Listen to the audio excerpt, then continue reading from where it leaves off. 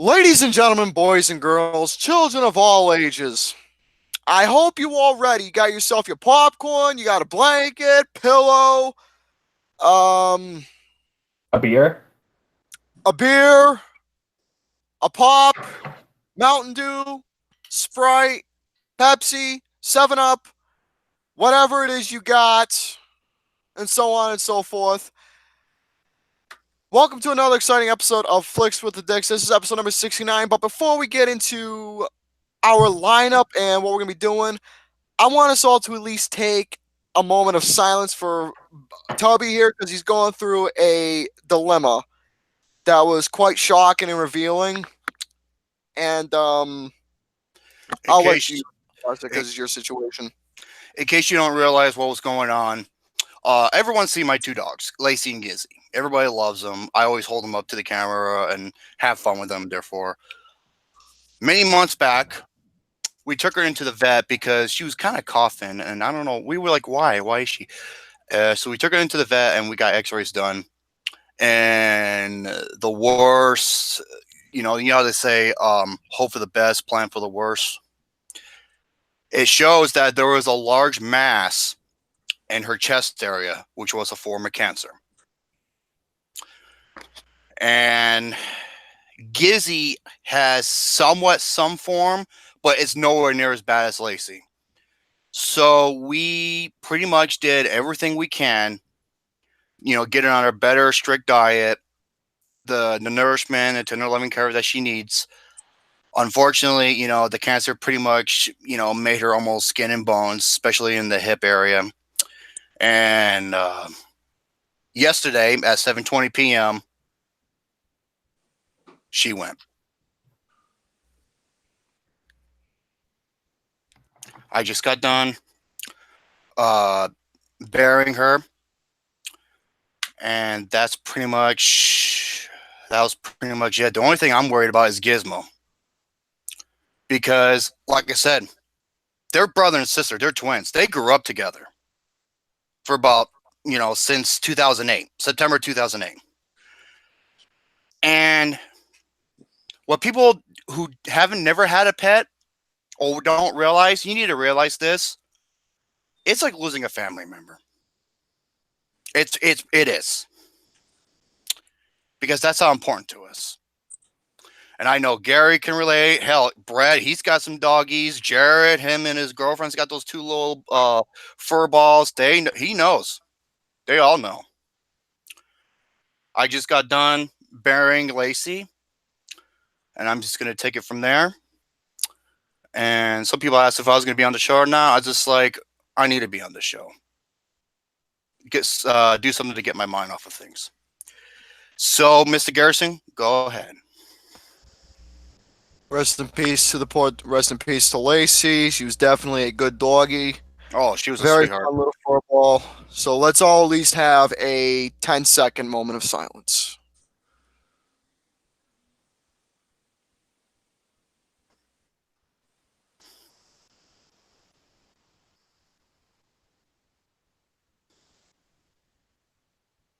Okay.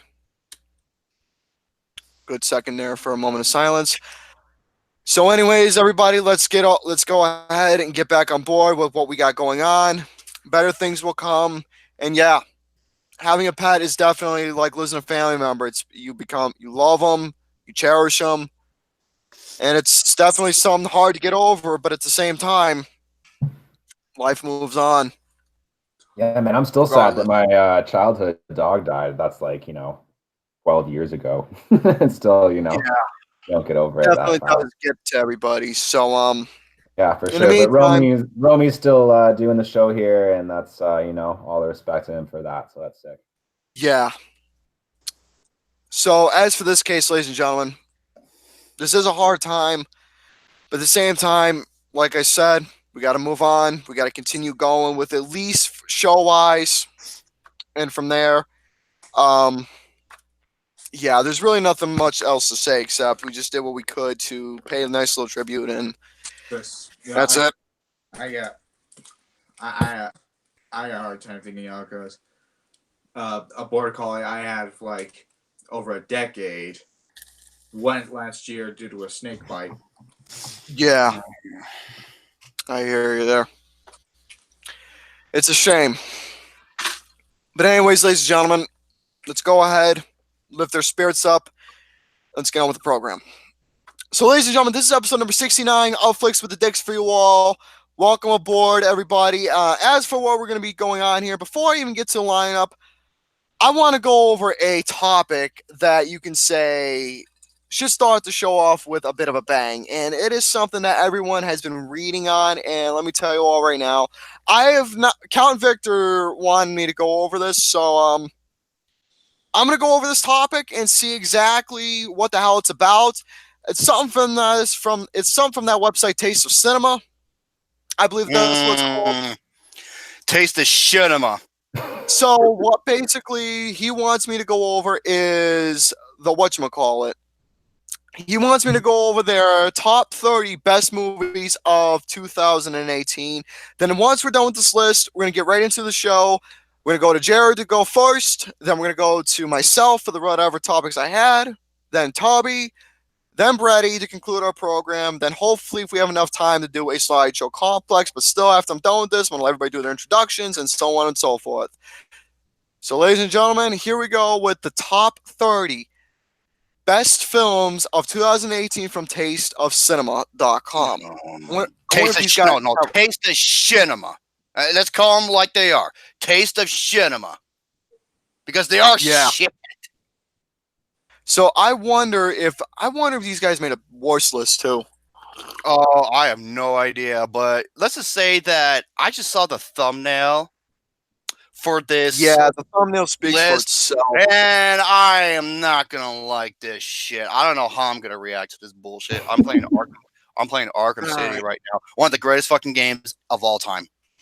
All right, but anyways, ladies and gentlemen, well, first off, I gotta take these off because I need to make sure I can.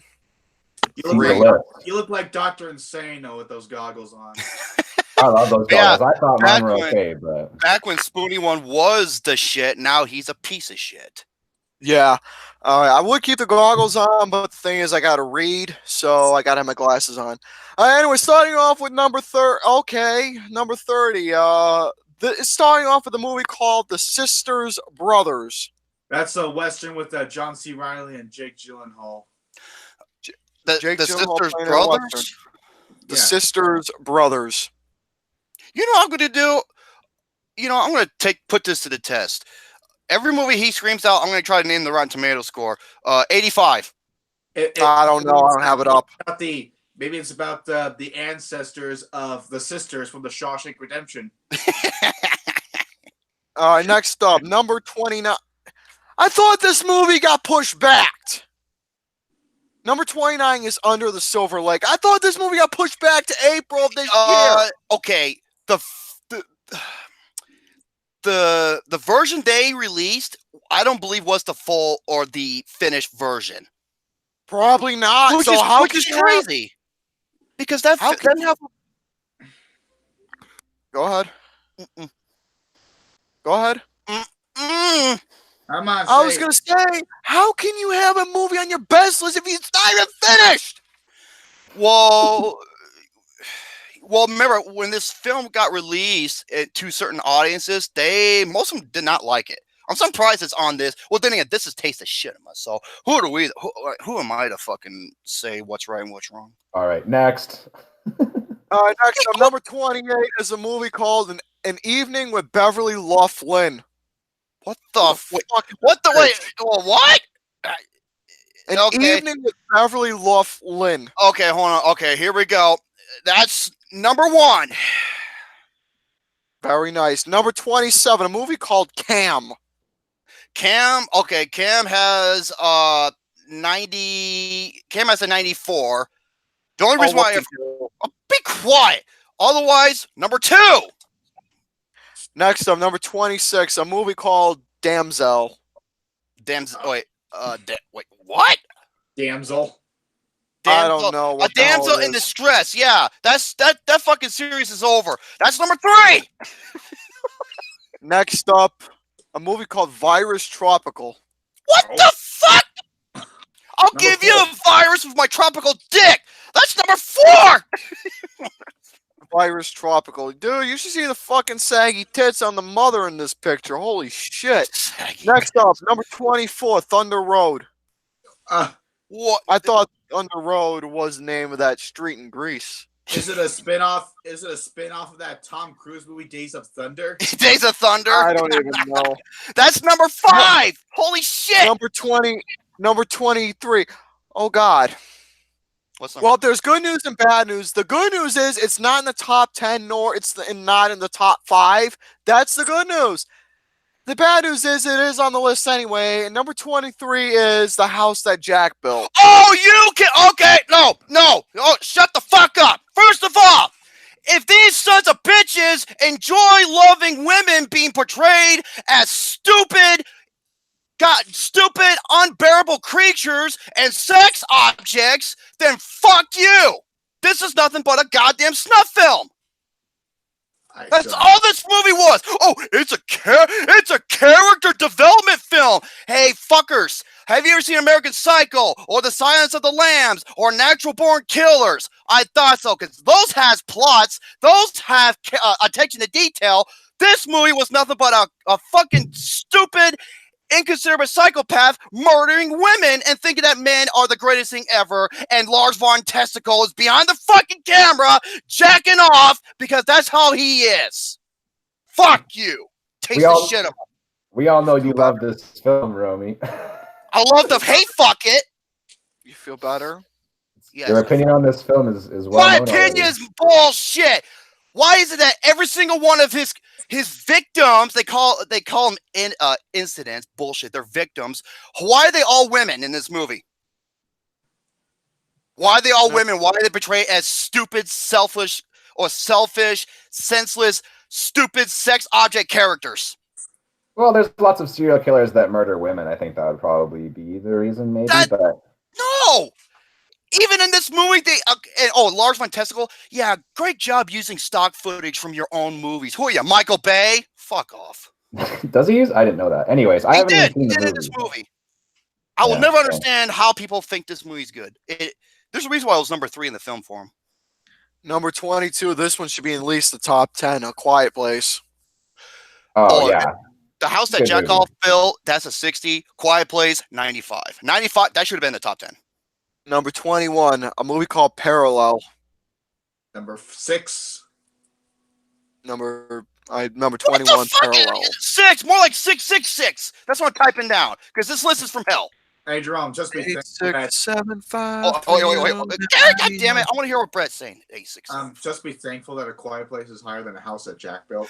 Well. Oh, there's plenty to be grateful for. Number 20 is Black Panther.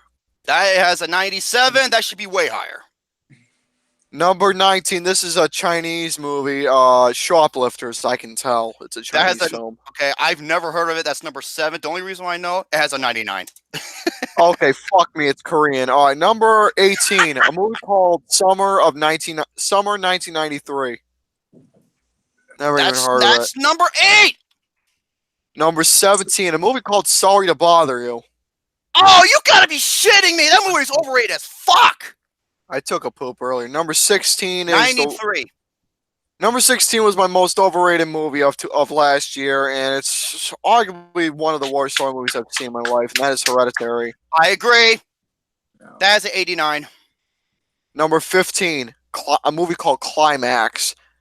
Is that a porno? I don't even know. Looking at the fucking thumbnail, dude, it looks like a goddamn porno. This is episode Holy 60. shit.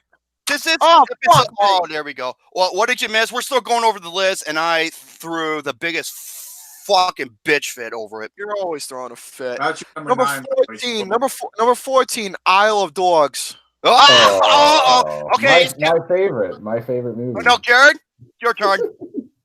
Oh, we'll talk about Isle of Dogs plenty, but Isle of Dogs has a 89. Everyone knows what I think about that movie already. I'd probably give it like a 2 out of 10, maybe. Oh! I freaking hated it. Ooh! I gave it a 7.5. The reason why, because I hated Greta Gerwig in the movie. Otherwise, I really liked it. But 2 out of 10. Ooh, that made me fart without. Yeah, I just didn't get it. It's a film about garbage and maggots and rats and dirty I'm mangy sorry, on the dog. the movie about garbage. Yeah, you ain't lying though. They could have called it The Dump. The dump. The dump. Oh, see, Cougar says Isle of Dog Ass. Number 13, a movie called The Favorite. My favorite? Your favorite? That's a joke that Luke Nukem created. The Favorite has a 94. Number 12, Nation of Anal Domination. Oh, fuck you! Number 11, Mandy. Okay, Annihilation's 89, Mandy's a 92. Still haven't seen it. All right, let's continue on. I believe we're in the top 10. God bless. Number 10. This one looks like a somewhat of a ripoff of Schindler's List, but probably isn't. But it's called Cold War. Cold War has the 93, and I never even heard of this movie, so that's number 10. Number 9, a movie called Zama. We're doing this shit again! Zama. Zama, your mama, you prima donna, go fuck Madonna, like that donkey did to her throat in Mexico. In case you don't know, Madonna said in her book that she fucked a monkey, a dog, and she blew a donkey in Mexico. I am not kidding. She said that in her book. That's amazing. I think that's according to Bruce Blitz. Gary, what the fuck? Yeah, Zama, your mama, your prima donna, get fucked in the throat, the Madonna. Still not as bad as the time she Blood, fucked Vanilla Ice. Number 8, you were never really here. That's Brett's favorite. That's my most here. Number 7, a movie called The Rider. What the fuck is the? Okay, that is a 97. That's number 11. No, 12. All I know is that I'm gonna spoil one thing about this list for you, and it kind of saddens me. Ready Player One's not even on this list. That's fucking horse shit. Neither is Infinity War. That's fucking horse shit. Number 6, Leave No Trace. That has 100. Number 5 is Suspiria. Oh! I get Suspiria! Hysteria! What do you feel like? Gary. Okay, Gary. Shh. You're gonna make my ears bleed. Suspiria has what the fuck does Suspiria have? I think it has a 60. Something? No, 64. That's what it was. Guess it keeps changing. Number 4, a movie called Capernaum. Oh, Capernaum. That's an 81. And that's number 13. Never heard of that fucking movie. Number 3, 8th Grade. Oh, shit! That's a 99. Number 2 is Roma. Roma is a very good movie. That has a 96. And number 1.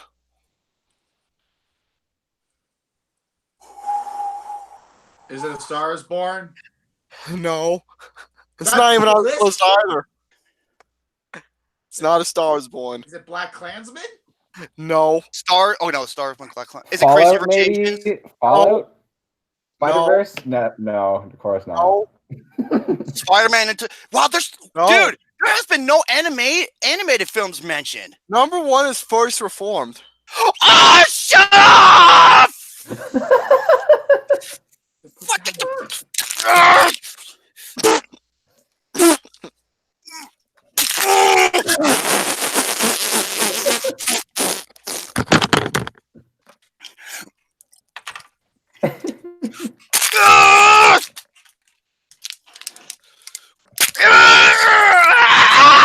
you gotta be fucking shitting me! That movie sucks asshole juice through a cocaine straw from a donkey's ass! This movie is awful! No. First retarded! Yeah, let's watch Ethan Hawke pour his Pepto-Bismol in his whiskey glass in slow motion. Fuck out of here. Oh, and that director. Oh, we need better movie going. We need better movie going audience. How about you can go onto my cog and play pogo stick on it? Oh, I forgot one more. Yeah. Fuck this fucking list. This list can seriously. I hope Reptile from Mortal Kombat pulls off his mask, sticks his tongue down your throat, and rips out your lungs. What kind of shit is this? First retarded. Hey, you know what? Hey, movie. You know your movie sucks when the fucking camera falls asleep on ya. And I just farted like 5-6 times for me just grunting. Ugh. That angry, eh? Fuck A24. Assholes 24/7. Best studio in the world. Best studio in the world to put me to sleep. Okay. First of all, and oh, by the way, First Reform has a 93. And you notice how I mentioned all. The only one I wasn't sure was you were never really here. I think that has like an 84. I'm guessing that's the only one I didn't know. First of all, yay for farts. Yeah. Okay. Hold on a second. I'm fucking mad. I'm madder than a goddamn bull with a pair of tits that got soggy. First of all, okay, yeah, Ready Player One, Infinity War, Fallout, Into the Spider-Verse, Won't You Be My Neighbor, Searching, Incredibles 2, Creed 2, Black Klansman, A Star Is Born, Upgrade. Where the fuck were those movies? Tully's another one. Tully's a damn good one. The only movie I can say I can agree on this list is Roma. Potato. Gary? Hey, Gary. Potato.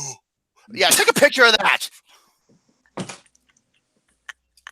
Hey, people in the chat, go ahead, take a picture. Stars Born, we mentioned that.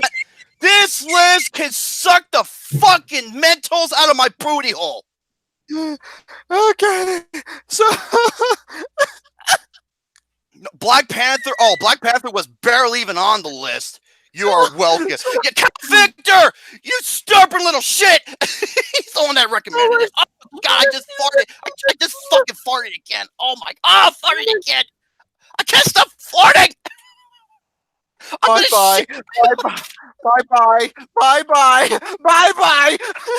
Bye. I say, bye. Okay. You know what? All the stress. Now I have to shit. I have to shit. So, ladies and gentlemen, boys and girls, children of all ages, welcome back to the Dicks. And Okay, that went off the rails a little. We better get back to the topics here, boys. Yeah, let's do it. Yes, gentlemen, go ahead and do your part. God damn it. What? Jared. Am I out? Yeah, guests go first. We're doing introductions! Ooh. Oh, thank you for the introduction. All right, a couple topics I'm going to cover. One that was recommended by Hunter. I believe I saw Hunter in the chat. I hope so. Maybe not. I don't know. Anyway, Hunter Hughes tossed out one, letting us all know that the Asylum, which is the studio behind masterpieces like Sharknado and Snakes on a Train, they are going to be doing their own version of Aladdin, basically to coincide with the release of Disney's new live action-y remake of Aladdin. Pretty interesting that they're going to get this film out. This is the same studio, like I said, that did all types of amazing rip-off movies. Basically, they try to, if you guys don't know the Asylum, they try to cash in on all of these different blockbusters, and they've released their own films called Transmorphers and stuff like that. It's one of the funniest ones that I found was Titanic 2. Looking through their filmography, that one friggin' made me laugh.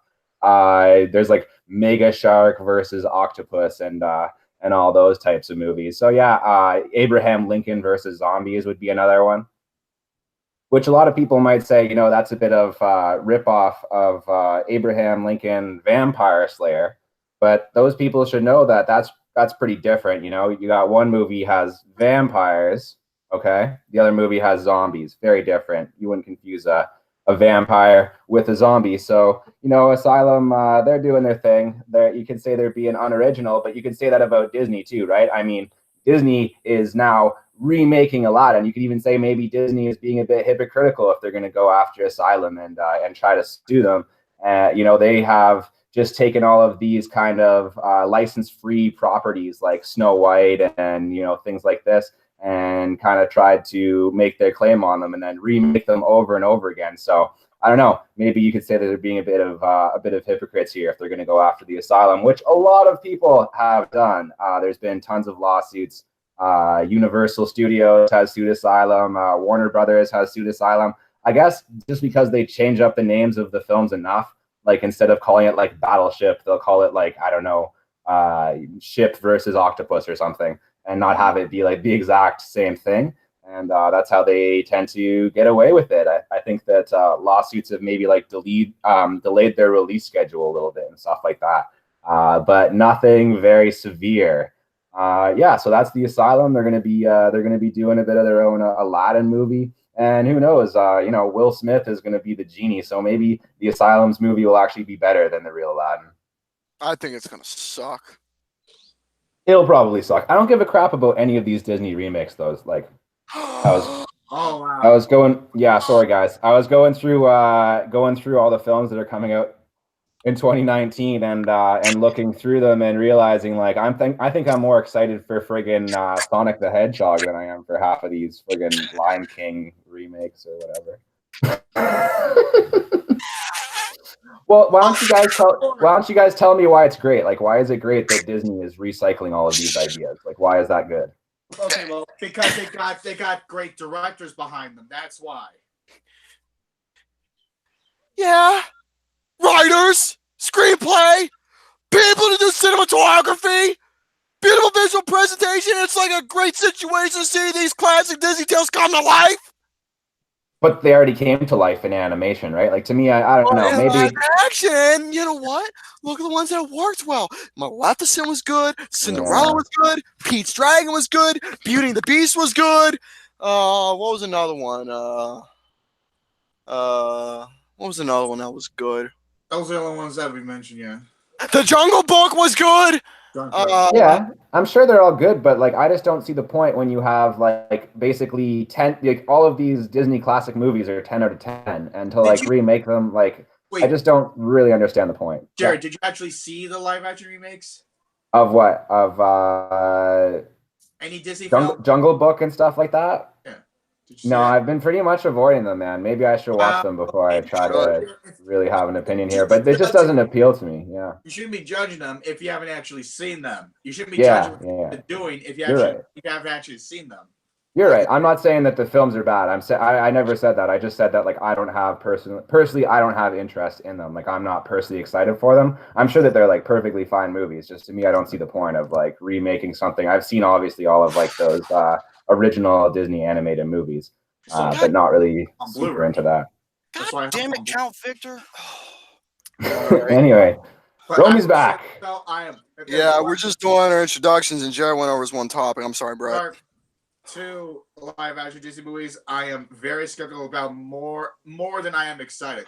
Mm-hmm. First off, Dumbo. I love Tim Burton. Yeah. The problem is they got, of all the people to write the movie, they got Aaron Kruger. The guy who gave us Mudflap and Skids is writing the movie. And then there's Guy Ritchie. Why am I not excited for that? Because Guy Ritchie. I don't like Ritchie and his style, but his style clearly doesn't work with every single movie he does, and he's good. And he better not use that style in Aladdin. Okay, Brady, I'll give you a chance here, dude. Recommend me one Disney live action movie that's already out that I'm going to watch. It's going to change my mind about this whole The Jungle Book and Cinderella. Kenneth Branagh. I love Kenneth. Minus that last movie he made, Murder on the Orient Express. Yeah, which was a bummer.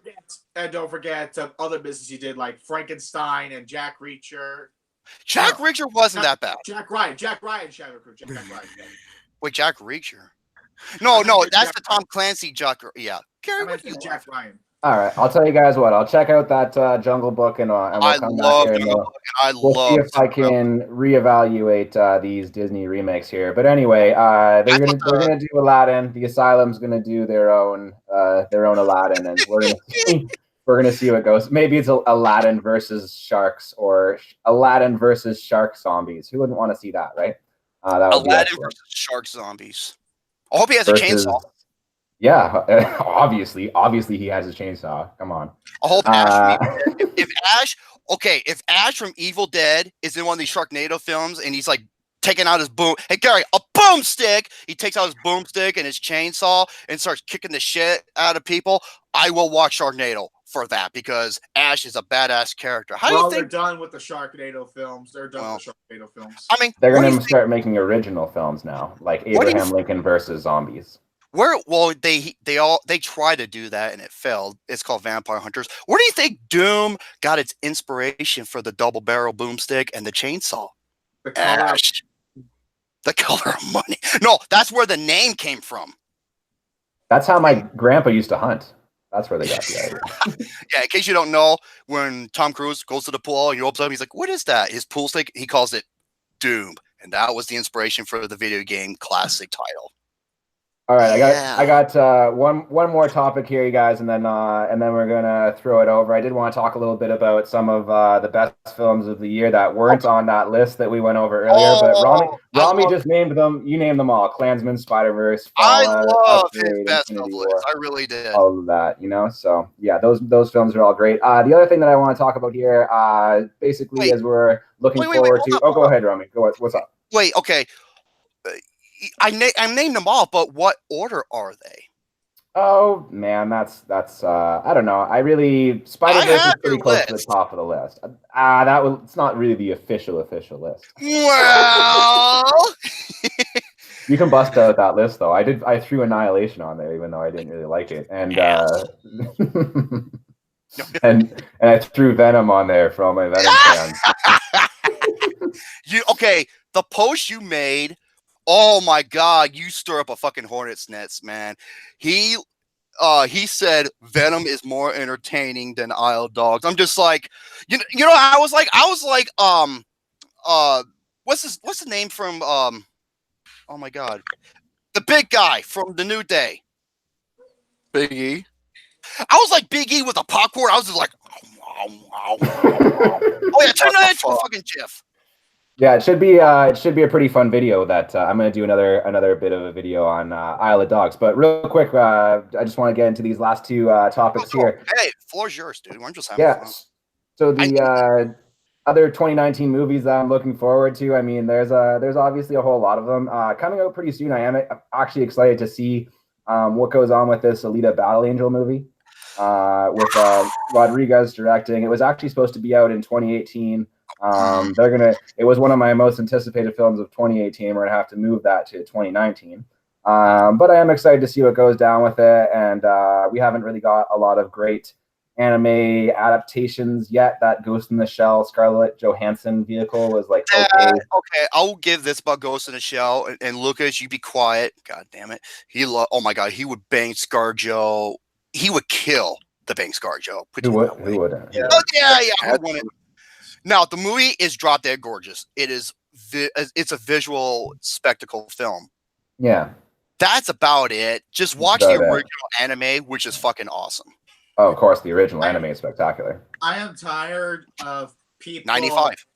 I am tired of people saying, "Oh, there haven't been any good, anime / manga adaptations," and just pretending to ignore that we got Edge of Tomorrow. Just well, okay, and not only did you say like anime? Well, there's a couple of good ones. Look at Your Name.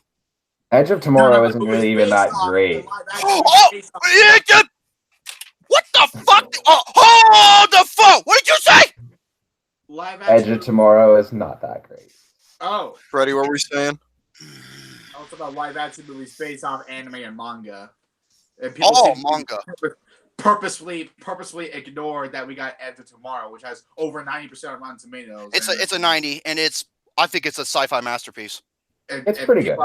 I don't know what. I guess people want to stay in their little bubble, like pretending to believe that we're never gonna get any good live action anime films. I keep pointing out, hey, Edge of Tomorrow. Edge of fucking Tomorrow. Well, then again, don't watch Attack on Titan. That movie, that one was bad, and don't watch Dragon Ball Evolution. Oh, obviously don't watch that. That's the worst. That is the worst possible adaptation. But of no, anime, I think. I don't know. according to Chris Tuckman, we shouldn't be negative and to be too negative. Yeah, that's how he started his YouTube channel. Oh, he's got videos on Dragon Ball Evolution that are. Well, but no, remember what he said? Yeah. Yeah, I know. The Last Airbender. That's a great one. Look. Oh movie. yeah, that might even be film. That's not exactly an anime film. Well, it's based off a manga. Adaptation of an anime or on of a manga. I love it. It takes like 8 guys to do a dance and move a fucking rock. I think people know what I'm talking about. Oh, like, what the fuck, Gary? The Your Name movie, the live action Your Name. It's my second. Just so you know, it's my second favorite movie of 2016. I'm still mad at the Oscars for that bullshit. Because I don't think no one even saw it, which is unfortunate because it's a really good movie. I'm very excited nonetheless. Why? Because 2 people, J.J. Abrams and Eric Heiser, the writer of Arrival. Oh, fuck. Good stuff. All right, I got one more. I got one more serious one, and then 2 kind of joke ones. Okay. John Wick 3's coming out. I'm pretty excited for that. Yes. I really liked John Wick 1. It was just based off of such a simple premise. Like literally, you could explain that whole movie with like one line. It's like dog gets killed, guy gets pissed, and just like goes after everybody. Like that's kind of the movie. Well, the reason why it worked because of its presentation, and of course, you can sympathize with both sides. Because remember what the boss, like what he did, he got pissed because he knew he had to get into a war with John Wick. He's like, it's not what car, it's who you stole it from. Yeah, and he was sick. He's just like, I don't want to fight this guy because he'll kill me. Well, that was in 2 where it was more about the car. In 1, it was all about the dog. Well, plus, 2 was about a lot of things, but yeah. And plus, and the thing is, look at the background of where John Wick comes from. It makes sense. Mm-hmm. Yeah, the director's like a stunt coordinator and all that type of stuff, right? So I can't wait for. I call it John Wick 3 Armageddon. And they're even so it's obviously gonna in John Wick 1, super simple. They kind of establish that, and it works as its own movie. John Wick 2, they kind of build up the world a little bit more. We learn a little bit more about like this hotel and all of the different assassins that are going through there, all that type of stuff. And now I guess that's just getting bigger and bigger. We got John Wick 3, and this franchise is just exploding. They're gonna do. Did you guys know they're doing a TV series as well? Yeah. Like a prequel. So that's another. Yeah. Oh, I didn't realize it was a prequel. I thought it was just like a spin-off type of thing. Billy Robinson said they should have put an Infinity Stone inside John Wick's dog. Billy R, you're fucking funny, man. That's pretty funny. And okay, here's my joke once. Oh yeah, anything else on John Wick? And you pretty much covered it. I just Brett's saying something. For the first John Wick to put Keanu Reeves, back on track, because for a while he's been doing movies that he was like the Nicolas Cage, before John Wick, because like he's doing like 50 movies a year and no one's watching them, no one's even talking about them, no one's even heard about them, and then here comes John Wick to revive him.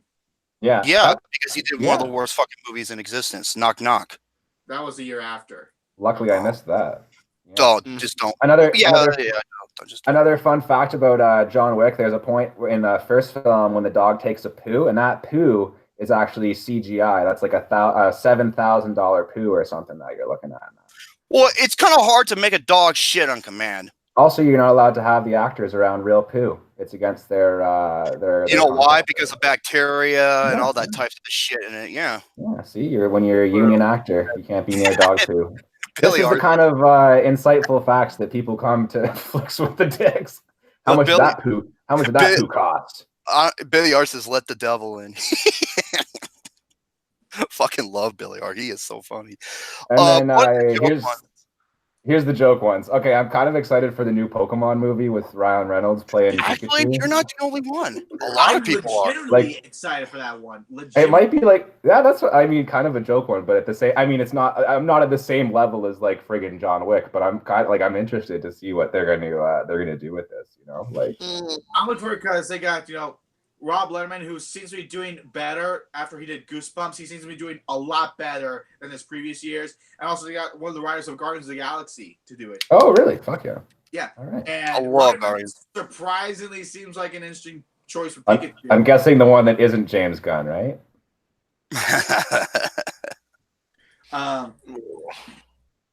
And hopefully it'll be like, maybe it could be the best, video game adaptation. Because it was based off an actual No. game. No, that's obviously Tomb Raider. Boy Thunder says, I'm not the only one who thinks Detective Pikachu is going to be the next Emoji movie. No. And Look Nukem says, no, that belongs to Ugly Dolls. Ugly Dolls. Because, it'll be the first ever good Pokemon movie we ever gotten. Yeah, as a kid, I hated the Pokemon, the first movie. Even as a kid, I hated it. Mm-hmm. Yeah, possibility. And the other kind of joke one, but kind of serious. I am kind of interested to see what they're gonna do with this Sonic the Hedgehog movie. So. Oh boy, that one. One thing I'm really excited for is Jim Carrey playing Dr. Robotnik. Yeah, I love Jim Carrey. Like, people think that he's a hammy actor. People bullshit. make fun of Jim Carrey, but he's got great comedic roles. Like, if you look at some of his classic films, like Liar Liar, I can rewatch that a million times. 90s, I love him in The Grinch. All of that, In the 90s, he was God to comedy. Adam Sandler, take fucking notes. And now he's kind of but nowadays he's like a pretentious, painter who is just, I don't know, he's just out of his league. You know that Jim Carrey, he actually did play in a serious role that I thought was actually quite nice. It was that movie Man on the Moon, where he played in that biopic as Andy Kaufman. That's a good one. I thought that was a really good serious role that he did. Jerry the King Lawler. That's my favorite part of the movie. And I grew up with Sonic the Hedgehog. Yeah. My name is Super Mario fan of 3, and I'm a big fan of Sonic the Hedgehog. Fuck you. I'm a rebel that way. I don't take sides with video game wars. Okay? Which is kind of funny because those were the final two in the tournament was Sonic and Mario. Yeah. But seriously though, I don't. I hate that. I hate that stupid. Maybe they might. Maybe they. Maybe I don't have very much hope for this because Sonic, video game wise, has been plummeting. He hasn't made No. He hasn't made a Sonic game that people will remember as much as Sonic the Hedgehog 2 or Sonic and Knuckles or even Sonic Adventures, which people are calling pretty dated now. Okay, this is what I say. The best Sonic games are the original trilogy, especially the second and third one, and Sonic CD for the Sega CD. I have it in the That is incredible. Stick with those. And you know what? Look, Nukem, he says mid-credit scene that might reveal Shadow the Hedgehog. He's got a point. I also think it's a bit, yeah. It looks like it's gonna take that that route of what I really hate in a lot of movies based off cartoons where some middle class man is just feeling down, and here comes the cartoon character, aka what should have been the real star of the movie to come in. Talking about Tom and Jerry, like Alvin and the Chipmunks. Alvin and the Chipmunks. I hope it's not that. I really hope it's not that. If I was Alvin, I'd be too busy fucking the chimpettes. Well, that's what I was going to say. It might be weird to approach this movie because I think Sonic the Hedgehog is mostly known for the fan art kind of deviant art pornography thing. If you just search Sonic the Hedgehog on DeviantArt, if you doubt me for 1 second. Not the over the top zany shit. The one where they actually kind of took it seriously. They only did one season. I forgot what it was. I think it was called Sonic the Hedgehog, and it was so good. It was only 2 seasons. It was called Sonic Sat AM. It's one of my. Oh my god! It's such a good show, and it ended, and Dr. Robotnik looked like a fucking sinister badass rather than a fat. Okay, watch, Gary's gonna make a fucking joke. I just knew it. Wait, Gary and the Asian girl chipmunks. But yeah, that's a what if. That's a movie that should happen. And that's because Dr. Robotnik in the more serious version is played by Jim Cummings, Winnie the Pooh. Yeah, which is funny, yeah. But the reason why I love that show, and actually I'm gonna say this right now, the Archie comics, those are the actual best things about Sonic at this point. Why? Because I'm gonna say this: Sonic and Sally are my favorite video game couple of all time. That's better. Romy's getting the muscles out, eh? Getting flexing on. I gotta show off my. Boom! I gotta show off my big ass shoulders. Wow. WWE shoulders. All right, that's my topics, guys. That's it. Fuck, done. All right, my turn. Introductions, though. Oh, Count Victor, you had to bring that. He goes, and this is from Deke, not Dick. Deke. Might as well just say, fuck it with the intros then. Well, he says the same company who did the Battletoads cartoon. Oh my god, Jared. Okay, Jared. If you lose, survey says I have a bet. Okay, what do we got? You have to sit down and watch the pilot episode of the Battletoads cartoon. I don't know if you've ever seen this. It is the one of the Battletoads. Okay, there was a pilot episode of Battletoads. Remember Battletoads? The awesome games from the past. Of course, I remember Battletoads. It is the Jack and Jill of television. It is so fucking bad. I remember showing this to Gary and Double Nine. They begged me to stop. It was quite stupid. Boy, girl, It was. Is it worse than the Bubsy cartoon? It's worse.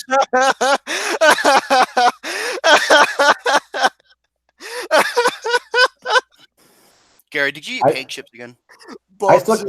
I still kind of like loser has to shave all their hair off. That's the most friggin' No, Gary's not. Oh, come on, Gary. Tell you, dude. I get too much shit surrounding my hair already. I don't need any more. I mean it. I don't need no more shit surrounding my hair. I literally get enough of that crap every day. You got great hair, bro. Whatever. Fuck. But still, I'm not doing it. Bubsy, what could possibly go wrong? Not doing it. The reason why I still haven't shaved it all because look at this. My head looks like a fucking cul-de-sac or a toilet seat lid. I have to shave it off. Okay, the other one that I thought that was pretty good, and we should probably just do this one. The Review loser even that's too much work. The loser has to post their top 5 films that they're embarrassed that they like. I think that would be that's a pretty good way to do it. You gotta post it publicly in the network. 5 films you're embarrassed you like. One of them is Vanilla Ice, Cool as Ice for me. Oh, that's my favorite. Obviously my favorite. Skip to zero and get with the hero. I didn't know that was a thing. I want a Blu-ray release of Cool as Ice. That movie is fucking hilariously bad. That's got to be up there with the friggin' MC Hammer cartoon. You guys know about that, right? Fuck. Yeah, I don't want to touch that. Okay, go ahead. Let's not touch that. All right, ladies and gentlemen, boys and girls, children of all ages. Before we even begin one of my main topics that I got here. As for what I got some news surrounding 2 movies that is supposed to be happening. One irrelevant discussion surrounding a film that I've been talking about a lot. No, it's not Bill and Ted 3. I'm not going to be talking about that anymore. And I got 2 announcements. Before I even bother with that stuff, I want to get to the movie news real quick. Now, this was just something that was shared within the network community instantly, and I give this credit to New Time Travel Hymen 88, Justin Hymen. And when he shared this, I couldn't believe it because I was thinking, are they really going out with this idea? Because I thought this idea, it was an idea at first, but they're really taking it serious. The idea of Ghostbusters 3 happening. Ghostbusters 3 may still happen, movieweb.com, and this is what it says. An original cast reunion for Ghostbusters 3 is a possibility according to Dan Aykroyd. The actor was recently interviewed and stated that the long-awaited sequel is currently being written. This project has been talked about for over 20 years, so it would be awesome to see the surviving cast get back together again for another Ghostbusters project. The sequel has been held up more than once, with Bill Murray reluctant to hop on board. Hope for the movies were lost when Harold Ramis got sick and later passed away. I'm going to stop right there for a moment. Harold Ramis, he was like the cream of the crop. Thank you. He was the icing. He was the icing on the cake. Was he one of the writers too? He was the puree. He was the puree. He was the Jared Poirier puree pudding to me. Harold Ramis was the fucking legend in Ghostbusters, along with the other guys. And the thing is, without seeing Harold Ramis at all in Ghostbusters, it's just not going to work from there. It really isn't. When Gary asks, I'm telling you, JP, when Gary asks me if I'm a god, I say yes. So, Gary, would you say that Ghostbusters 3 without Harold Ramis would be extraordinarily dangerous? You can say something like that, yeah. And plus, it would be not. And plus, looking at Twinkies right now, it's just not the same because we all know Harold Ramis loved Twinkies. But the thing is, it just won't work. at all. And plus, the thing is, look at Bill Murray, look at Dan Aykroyd, and look at what the fuck was his name? Bill. What the fuck was his You name? mean Ernie Hudson? Ernie Hudson. Yeah, Ernie Hudson. Thank you very much. Look at them all. They're all they're in their age now. They don't really have it left. And thing is, in the 80s, 90s, they really proved their point in their movies. So And they embarrassed himself in that fucking reboot. yeah, bullshit. that was sad right there. But the thing is, I'm not going to read any more except, and I quote, and this was from, I believe Bill Murray said this.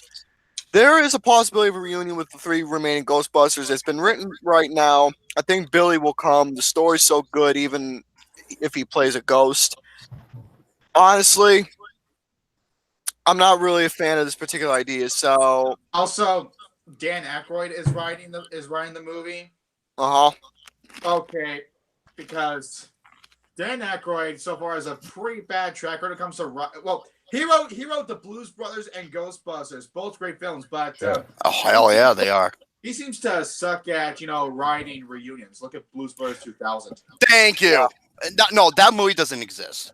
Okay, I've got one question about this movie, Gary. Is this going to be under Sony Pictures like the last one was? I don't really know as of yet because I'm just an actual concept being in the works of what they plan on. The only reason why I'm really wondering is because I know that like with the Ghostbusters remake that they had like basically those guys come back and do cameos and stuff like that, right? Like Bill Murray. Dude, they pulled a vacation with that. It's fucking sad.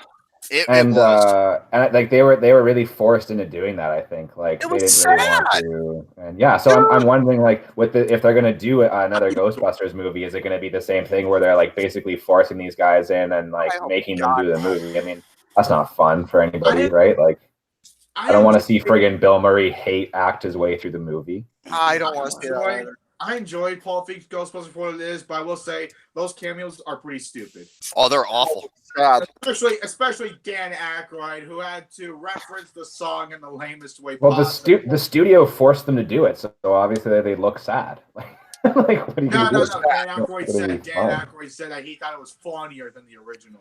Wasn't the movie that Ernie Hudson was like the uncle of one of the characters? Leslie Jones, yeah.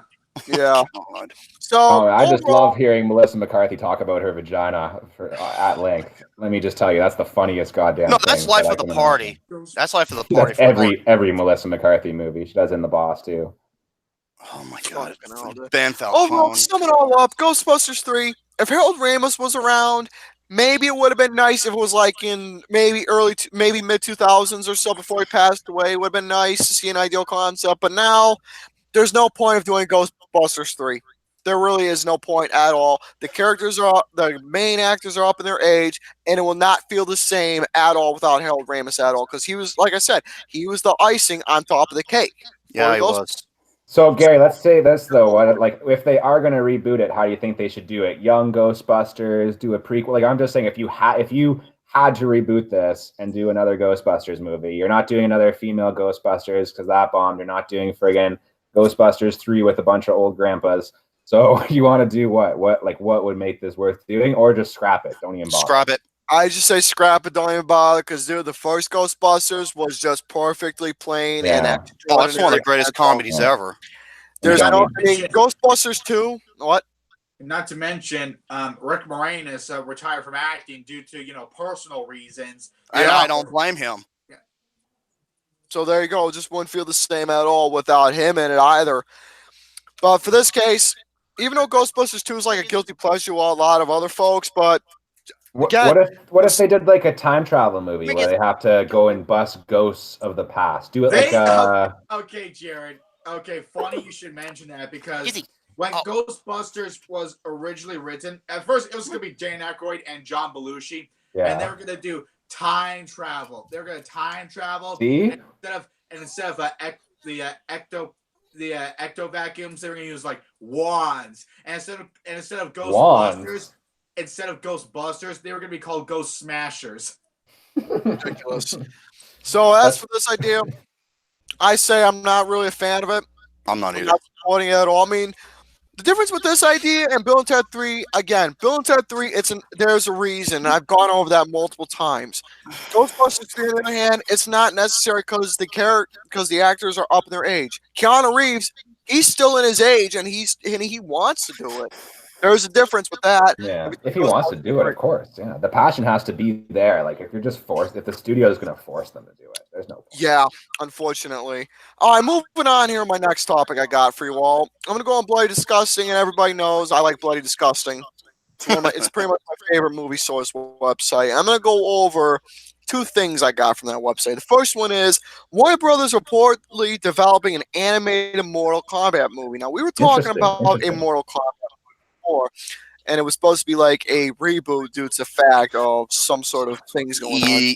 Not only that, the reason why, I was gonna say that remake or reboot, whatever, is going to fucking suck because of the characters that are in it. Scorpion and Sub-Zero are not even in it, and those are the two biggest names when you associate with Mortal Kombat. It was fucking stupid. Speaking of Mortal Kombat, this is gonna be a little relevant, but hear me out. It's gonna play in. There is gonna be a new Mortal Kombat game coming out, Mortal Kombat 11, which personally for me, I am fucking looking forward to. I'm gonna pre-order that shit right away, and I cannot fucking wait at all. It looks incredible. Hell yeah. Anyways, Pre-ordering can be very dangerous. Usually, unless I pre-ordered Shao Kahn. I pre-ordered Red Dead 2, and I ended up getting a lot of good things. Yeah, but you know what? A lot of people been pre-ordering No Man's Sky, and look how that turned out with pre-ordering. But anyways, and a possible new live-action movie coming soon. But Revenge of the Fans is reporting today that Warner Brothers Animation is currently developing an animated version of a Mortal Kombat movie. This scope hasn't been officially confirmed yet. However, the site adds that John McHale and Jennifer Carpenter will lend their voices to the project, and they noted this. Warner Brothers is launching their own Warner Media streaming service by the end of the year. As such, they'll need a ton of exclusive content in order to appeal to potential subscribers, many of whom already have Netflix, Hulu, Amazon Prime, and many or more. WB, who knows that they've got quite a reputation when it comes to their animated films, and likely looking through all their different intellectual properties and trying to make projects. You gross, gassy sumbitch. So, anyways, for this idea of a Mortal Kombat movie, especially when animated, wasn't there a Mortal Kombat film that was animated before? No, there was like some type of cartoon or something. It was slightly like a cartoon, kind of like in build up towards the first movie, which it's not a good movie. It's a guilty pleasure, but it's not a good movie. The live action films are cartoons themselves. Oh no, the sequel Annihilation. Oh my god, that legendarily awful. Yeah, like poop on a stick. Yucky. Mm-hmm. But anyways, ladies and gentlemen, No. Anyways, ladies and gentlemen, for that particular topic right there, there's really nothing interesting except just the idea alone being spilt out there and put into thoughts. Next topic I want to go over, I'm going to go over something that I've talked about multiple times. I think you know what I'm pointing at. Baby Driver. Baby Driver. Hey, Gary. No, not Gary. What? All right. I'm pointing at that one right there. Big Trouble in Little China, because but there's some that really caught my interest with this particular one. And a lot of folk don't know about this, but it's the ideal discussion of those mystical monsters in Big Trouble in Little China, of how they played their significant role in Lo Pan's dungeon. I wanted to talk a little bit about some of those creatures, at least some of the main ones that a lot of folk were talking about. First off is that big scary ass monster. That thing was fucking creepy, dude. Yeah, it was. That right there was the Chinese wild man. It is sort of an equivalent to Sasquatch. What? Why? Your time. Why? Oh, go. Why? Why? Because you have to read it. Yes, I know. This fucking name? Come on. Why? Come on. What is it? Who is he? It's and you can't say Bigfoot either because you're like Bigfoot. So you're fucked both ways. Come on. Sasquatch. Sasquatch. Anyways, it is sort of equivalent to Sasquatch, and Carpenter envisioned the creature to look like a cross between a wolf and Nosferatu. Visual effects art director George Benson went through at least a dozen drawings trying to achieve the look Carpenter wanted. Eventually nailed it thanks to a photo of a mummy he found in National Geographic magazine. So obviously it was a dude playing in a suit of this creepy ass monster, and it was fucking terrifying. Next up is, oh shit, remember that big ass monster in the movie? It was like a sewer monster, and that's actually the name of it. It's a sewer monster that came out and grabbed that fucking dude and just pulled him back. That was another terrifying looking son of a bitch right there. And that's the name of it. It's called the sewer monster. So the most extensive creature in terms of time, required manpower, and budget, and surprisingly the floating watchful eye that the good guys encountered in the cavern below Lopan's lair, and it required animatronics, numerous puppeteers, and operators working in tandem bladders, and a ton of varying eyeballs. Eyeballs! The movie's intriguing creature is one of that's barely shown at all, and that is a sewer monster. So I really appreciate how in the movie alone that they were to take such practical effects to make these monsters not only terrifying with their design, but how they were able to use them using puppeteer, practical effect, all that good stuff. That's quite incredible to me. Next up is the last character. I mean, this is a bit of a short topic here. Last one is that one that came out, was floating. It was the one with all those fucking eyeballs or whatever it is. I mean, there's no specific name for the monster, but it is an alien in a way. Whoa, hello there. Whoa, hello. That sounds like a thunderstorm. Something like that. But that monster alone, all it was just a floating alien god. That's all I'm going to call it. A floating alien god? That sounds like Cthulhu. Yeah, something like that. Because that's all it was a floating alien-like eyeball god that was speaking. That was like a speaker for Lil Pam when he was talking. So that's all that thing was. That's the end of that topic right there, because there really wasn't much to go over except the three main monsters that everyone wanted to talk about, and that was it. Or at least no. Monsters. Exactly. Now, next topic I want to go over for you all is a couple announcements I want to go over with you all. First announcement is a new series that I'm going to be bringing to this particular channel. Now, everybody knows this is a movie-related page. Oh, you gotta show movies on this page because it's called Mr. Garrison Film Reviews. Fuck you, it's my channel. So, for this particular page, I wanted to bring something new. I've been on that website, VAT19.com. Does everybody know what VAT19 is? No? Nope. Okay, go fuck yourself. So, VAT19 is a website that produces a lot of different creative products, that is toys, home goods, home goods, candy, drinks, a lot of unique stuff that you can find in any store or whatever. Sometimes their own manufactured products, but their main product that they manufacture that is popular for them is their gummy snacks. The giant. I'll show you proof that I got a product from VAT19. I did eat the motherfucker, but I didn't eat it all in one going. I got this VAT19 right here, the world's largest gummy bear. I got this motherfucker right here. Look at this. I mean, that's how big the son of a bitch is. It comes in all the flavors. Gary, show the front again. They got sticks in their ass. Never mind. I thought the cover of the front, that looked like, I thought that looked like, what's that thing called? The pedal bear? That fucking meme? Something like that. But no, he doesn't like him. This right here was one of their biggest products that they released. It comes in, here's some of their other products they got. The gummy bear on a stick where he has a fucking stick up his ass, literally. Literally. The world's largest gummy worm. Wait. Go back to that picture again with the gummy worm. Yeah, it's rigid, and it's got a hand like this. That's not. That's a double under. DP much? Ah! It's a double end.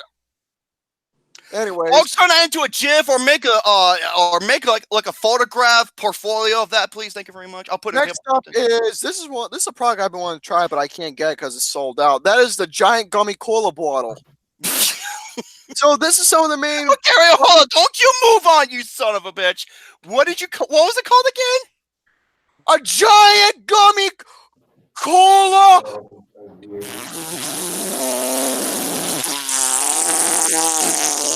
Bottle. Okay, I'm making that into a GIF. Count Victor, I'll put in table of contents. Thank you. But yeah, the bear comes in all these flavors of cherry, orange, lemon, lime, sour apple, blue raspberry, and all that other bullshit and more to come. I mean, there's the giant gummy skull, the giant gummy alligator, snake. There's a lot of giant gummy things, but getting to the point right here, I was on VAT19 and I came across a lot of products that I recently purchased. So the new series I'm going to bring to the film page is called Mr. Garrison Tries. What I did on the main channel, I was just reviewing products. I did review of the Surge Soda. Well, actually, I didn't there. I did review of the High C Ecto Cooler, the Crystal Pepsi. I talked about all that stuff. But for this particular case, I figured, I'll bring it to the film channel and continue on with this whole reviewing thing, but discussing different weird products that's either food or drink related stuff. So Mr. Garrison Tries will be a new series coming into the Mr. Garrison Film Review channel, something a little different, something a little unique, and hopefully I hope you all are interested into what I'm going to be discussing for you all. Next up, what we got here, I'm going to do a little bit of a showcase. This showcase is going to be surrounding the new game show coming to the film page, Wheel of Cinema, which we are actually getting the physical stuff done is all finished. The wheel is cleaned up.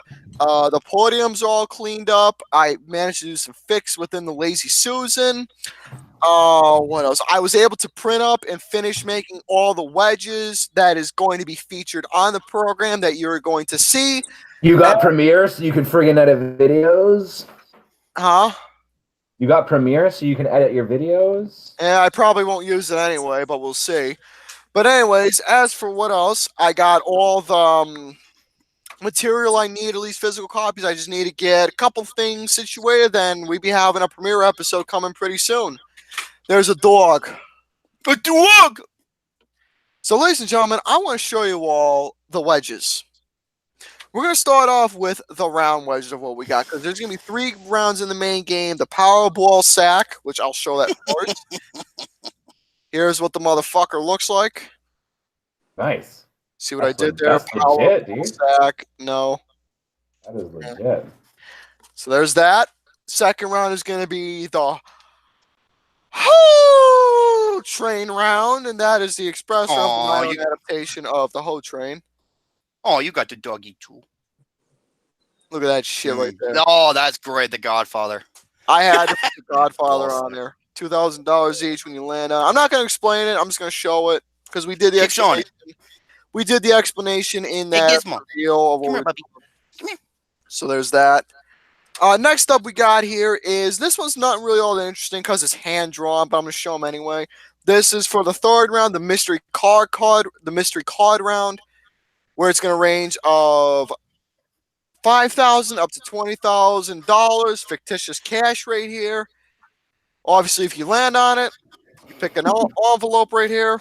Flex with the dogs. And there, I guess you boo. $500, pick it up, solve the solution. You only open that envelope once you win the round. Simple as that. Okay. Be right back from my dog. Be right back. What the fuck, dude? This is supposed to be my time right here. But anyways. No, go ahead, Gary. Next up, what we got here is, that's all the rounds right there. Now, let me show you all some advantages that you can pick up. Majority of the shit here is advantages. Let's start off with this motherfucker right here, and that is the $2 million wedge. Just like in Wheel of Fortune, instead of $1 million, it is $2 million right there. Pick that up. Hold the fucking thing at least throughout the whole entire game, and from there, it works a lot different than the. It works a lot different than the Mega Powerball sack round. Yeah, a little different.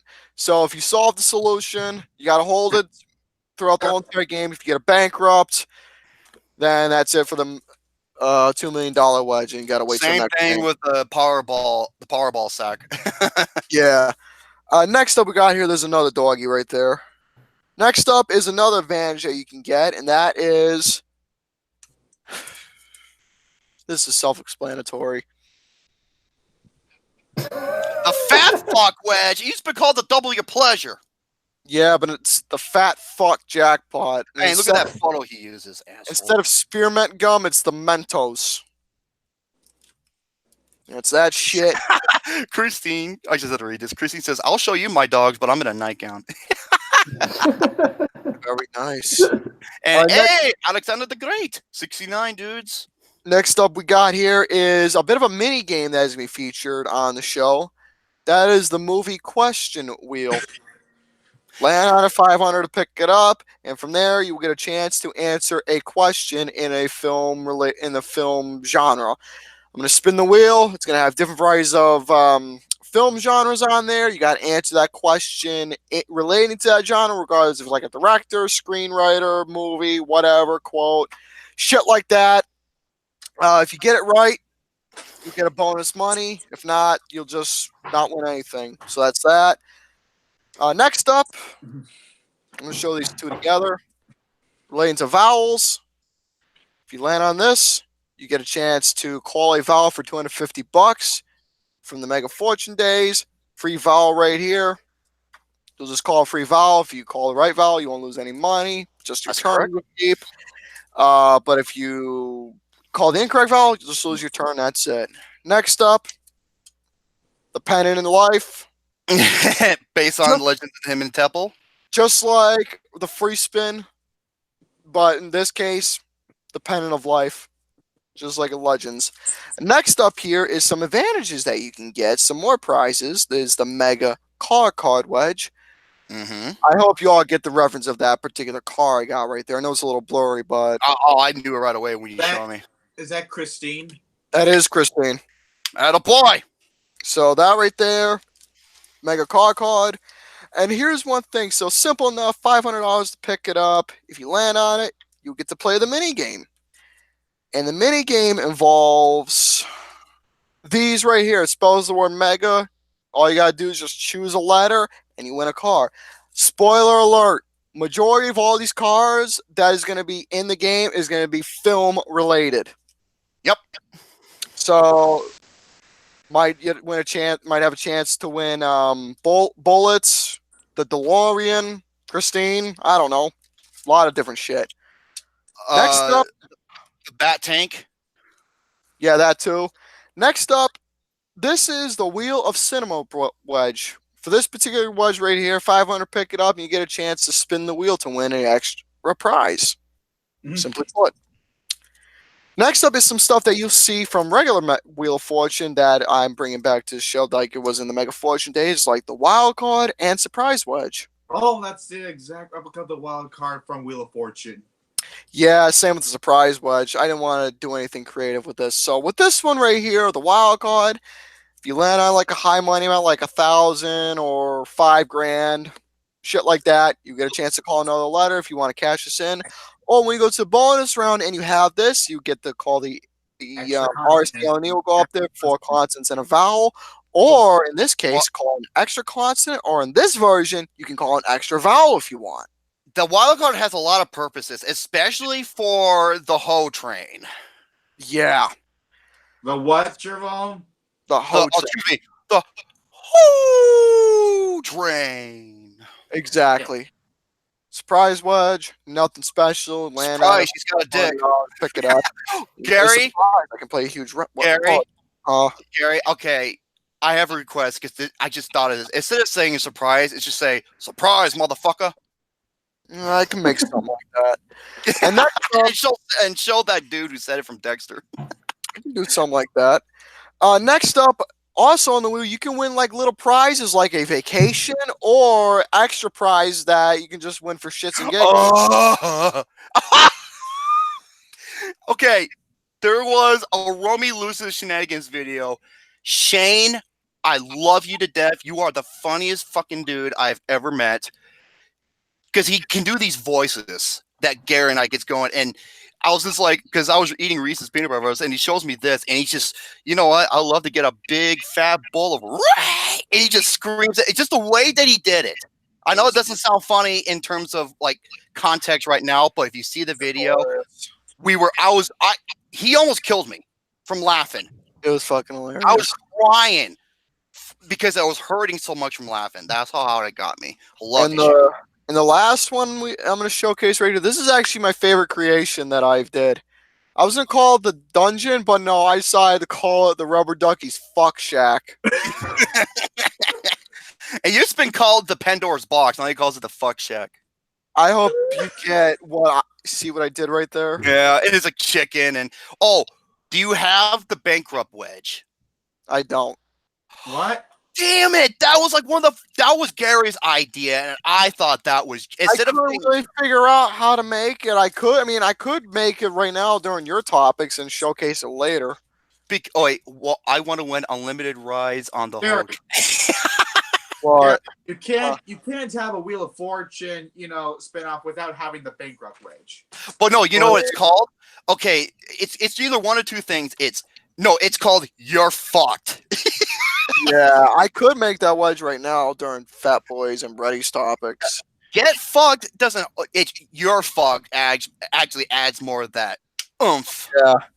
Speaking of that, I do have one more topic, but I'm not going to go over right now. I'm going to wait till the end of the show if we got time, and that is a slideshow complex. Gary, there's one other topic we forgot to go over. Unless you did it when I was shitting my guts out due to the stress. The Warriors casting. Honestly, I don't really have that planned. Damn. So let's do it next time. Yeah, I'm gonna catch flicks with the dicks next week. I know I've been saying, we're gonna do it, but the thing is, I didn't really have anything planned. So what I'm gonna do is I'm gonna rewatch the movie, look at the cast, look at the characters, do a little bit of a study with background wise, and then do my research with all the actors and actresses who I think would be in that particular one. So there you go. Fuck Romy, way to call him out and make him look like an unprepared baboon. Well, I'm sorry. There's a reason why I was dumb shit. Mirror, I'm the smartest retard. Not really. You be quiet. So anyways, ladies and gentlemen. You're not Forrest Gump, okay? You're not Forrest Gump. Oh, Jenny. Jenny. At least he had a hot girlfriend. So folks, that right there is my topics. The slideshow complex will happen if we got some time left of the program. So all right. Garrison is Romy's son, I swear to God. Well, if someone took my sperm and fertilized it for something, then maybe. Then again, I would have to. Okay, he's 20. How old are you, Gary? 2. Oh, let's say 22. 22, and I'm 34, so I had to have him when I was 12. I don't even know if that's physically possible or not. I think you probably could have. Yeah, I don't know. You could probably get a boner when you were 12. Actually, I got one when I was 11. I was a horny motherfucker. Okay, ladies and gentlemen, let's go over the weekend's box office. The weekend box office sponsored by Numbers. Because fuck box office mojo, because the numbers are to give you one the most precise, accurate, and reliable numbers. And speaking of box, I'm gonna combine a couple other topics that relate to box office. Okay, let's go over the top 5 real quick. Coming in at, let me see the full screen. Here we go. What the fuck? Number 5 is Escape Room from Sony Pictures. Made 8.9. Puberty Brothers. 8.9 million, 51% drop in 2000. Puberty boner. that's Christine for you. No, the puberty boners. I'm sorry, I read that wrong. Puberty boner. What are you doing? Oh my God, what are you doing? What are you doing? He's giving you some ass. No, it's only missing is a stripper pole. Even better. Fucking up your notes. Number 4. I'm so glad this movie's doing well. Spider-Man Into the Spider-Verse from Sony Pictures. It's still making money, eh? 9 million. Only a 31% drop is in a little over 3,000 theaters. And overall total gross is 147 million. Hell yes. Best Spider-Man to date. Number 3 is a new release, A Dog's Way Home. What's the point of seeing this movie when the fucking trailer revealed the entire movie? Does the dog get home? You want to know something about that? That's kind of a coincidence. It's from the same director of Air Bud. Oh, Jesus. Wait, Captain Crunch? Gary, can I have some? See, I could go on all day about these fucking dog movies, but they just to make any shit movie, put a dog in it and expect you to like it. Gary, I want some crunch berries. You know, he's a Captain C. Cock. Okay. All right, where are we here? Number 3, Dogs Home. Another one from Sony Pictures. 11.3 million, and it's in 3,090 theaters. So 11.3. Number 2, this broke some records because Aquaman surpassed the 1 billion mark worldwide. Aquaman is fucking crushing it, especially in China. Huge. And it's doing extremely well here in the States. Warner Brothers, it's been out for 4 weeks, and it's 4 weeks, and it's number 2 this week. 17.265 million. According to this says also, I'm not sure. 3,863 theaters, and it's generated 287 million domestically. Have you guys all seen Aquaman now? Yes, I did. Okay, here's why I didn't see it, because it's 2.5 fucking hours long. It's 2 hours and 20 minutes. It's a long movie. Fuck that, dude. I'm not sitting through. If it was look at Infinity War. That was 2.5 hours. Yeah, Infinity War has a reason to be 2.5 hours long. Well, it's got fucking 30 characters in it. You've got, like everyone coming from their own franchise. Yeah, Aquaman though, like that's the thing. Justice League was 2 hours, and then Aquaman comes out and it's 2.5. They've got their heads so far up their own asses, they have no fucking idea what they're doing over there at DC. They kind of do, because it's making a lot of money. But I guess it made a fuckload of money. So just like with Transformers, people in China are happy to go sit through 2.5 hours of this shit. But guess what else made a lot of money? Okay, I'm taking a picture of that. Guess what else made a lot of money? Venom. Oh, it fucking did. Yeah, of course it did. Oh, it's a juggernaut for all the wrong reasons. They're not only are they making a sequel, but they're getting the same writer back. The same writer back. And this. Oh God, I can't wait, dude. I can't wait to see the next bubblegum commercial for that movie. Carnage. I don't know. I'm just. And he's my favorite Spider-Man villain. I'm on board. Let's go. They got that Carrot Top to play him. Oh, excuse me. Carrot Top. No, they got that. They got Sean White to play. Gary, what are you doing?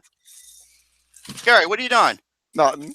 No, what are you doing? I want some. Sharing is caring. For the folks out there who eat a little ass bowl, no, you gotta eat like a fucking adult, man. There you go. That's what I'm talking. Eat out of a big boy's bowl, not that little shit one. Wait. Okay. Oh, okay. I'm taking 204s of that. And number 1, The Upside from STX Entertainment has made 19.59 million, and it's in 3,080 theaters. The Upside, I don't know. I've been hearing. That's the remake of the French film The Untouchables. Which is like one of the best reviewed films on IMDb.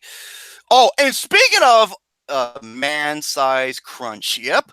And speaking of bombs, Lars von Testicle, fuck you, you bombing bitch, because this warms my heart, ladies and gentlemen. Lars von Testicle's The House That Jackoff Built, one of the absolute worst, tedious, and just mean-spirited pieces of garbage to ever plague the cinemas, is a massive financial bomb.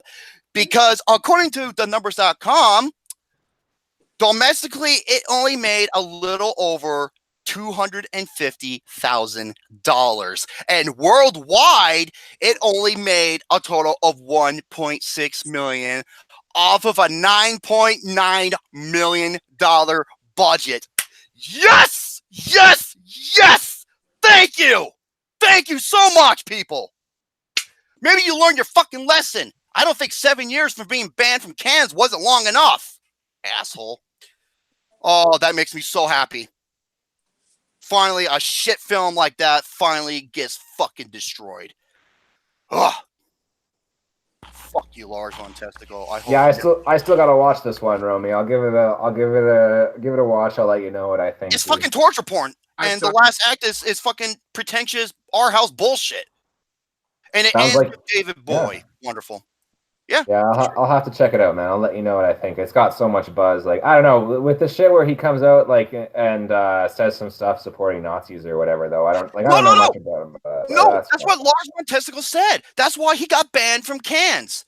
And that's what a lot of people don't realize is that he injects his fucking ego into all of his movies, especially this one, because he's a misogynist. Well, that's the thing, right? People say like you should separate the art from the artist, but then some put their like themselves so much into the work. Yep, and this movie reeks of Lars von Testicle. It's sickening.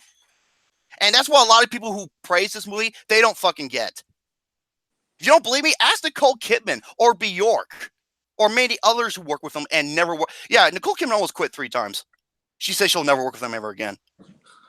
Coming from the guy who says that he treats his actors like a chef treats a piece of meat. Oh, God. Yeah, and he claims himself to be a Nazi and he sympathizes with Hitler. Fuck him. I'm surprised they still let him like release films in theaters after that, you know? Well, dude, he only makes films where he lives. He never sets foot on America. Gee, I wonder why. Yeah, keep drinking that alcohol, buddy. It's doing really good for your waist size, you ugly fat testicle cocksucker. Okay. Seriously, you can relate to that statement. Motherfucker, look at this. Look at that. Look at these shoulders. Look at these pecs. You got blubber.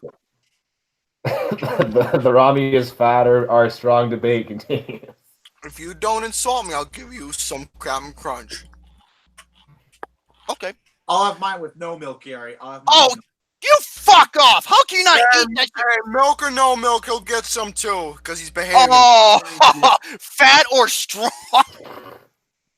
Have you seen Sadrudas Savickas, that Lithuanian, who's like one of the strongest men in the world? Okay. It's just fun. It's just fun. I know, you're just bullshitting. I know. You remind me of Adam Daly. He's always bullshitting with me. I know you go to the fucking gym. I know. Well, I have a gym outside in here. You and I go to the gym, and Gary sits around and masturbates to Asian porn. So hey, that's an exercise. How do you think I got such huge arms? Forearm. How come then? Why haven't Paul Rubens gotten strong after that? Well, because he did it in a theater, and look where that led him. If he would have done it at home, he could have kept doing it. You can't do it aggressively in a theater. You get caught. Yeah, unless you own the place like Jack Nicholson in The Departed. If you own the fucking theater, you jerk off in every goddamn room in the theater. But I think probably the guy that operates the projector is usually jerking off, right? That's okay. Alex Putnam, you little shit, because Owen Buckner posts what his thoughts are of The Wish, and I know how much I hate it. And then why did Alex say underneath my comment? Jerome, the pretentious bitch. Because I called The Witch the pretentious bitch along with C.A. Cougar. Let's go over some topics, shall we? Let's talk about Witch rules. The Witch rules. Yeah, she rolls that sucking ass.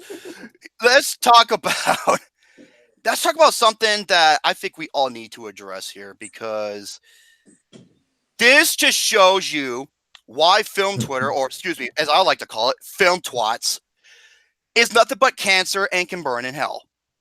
Is one that one that you should mention is, every people on film Twitter saying, people who make worst of the year lists are hateful. Hold up a second. I will lead to that. Okay.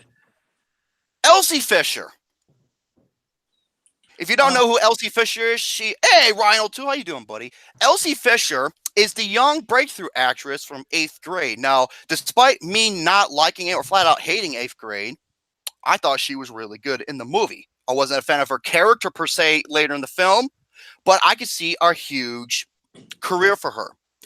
Now, this revolves around the Golden Globes and how much of a controversy that was, since it pissed off so many people.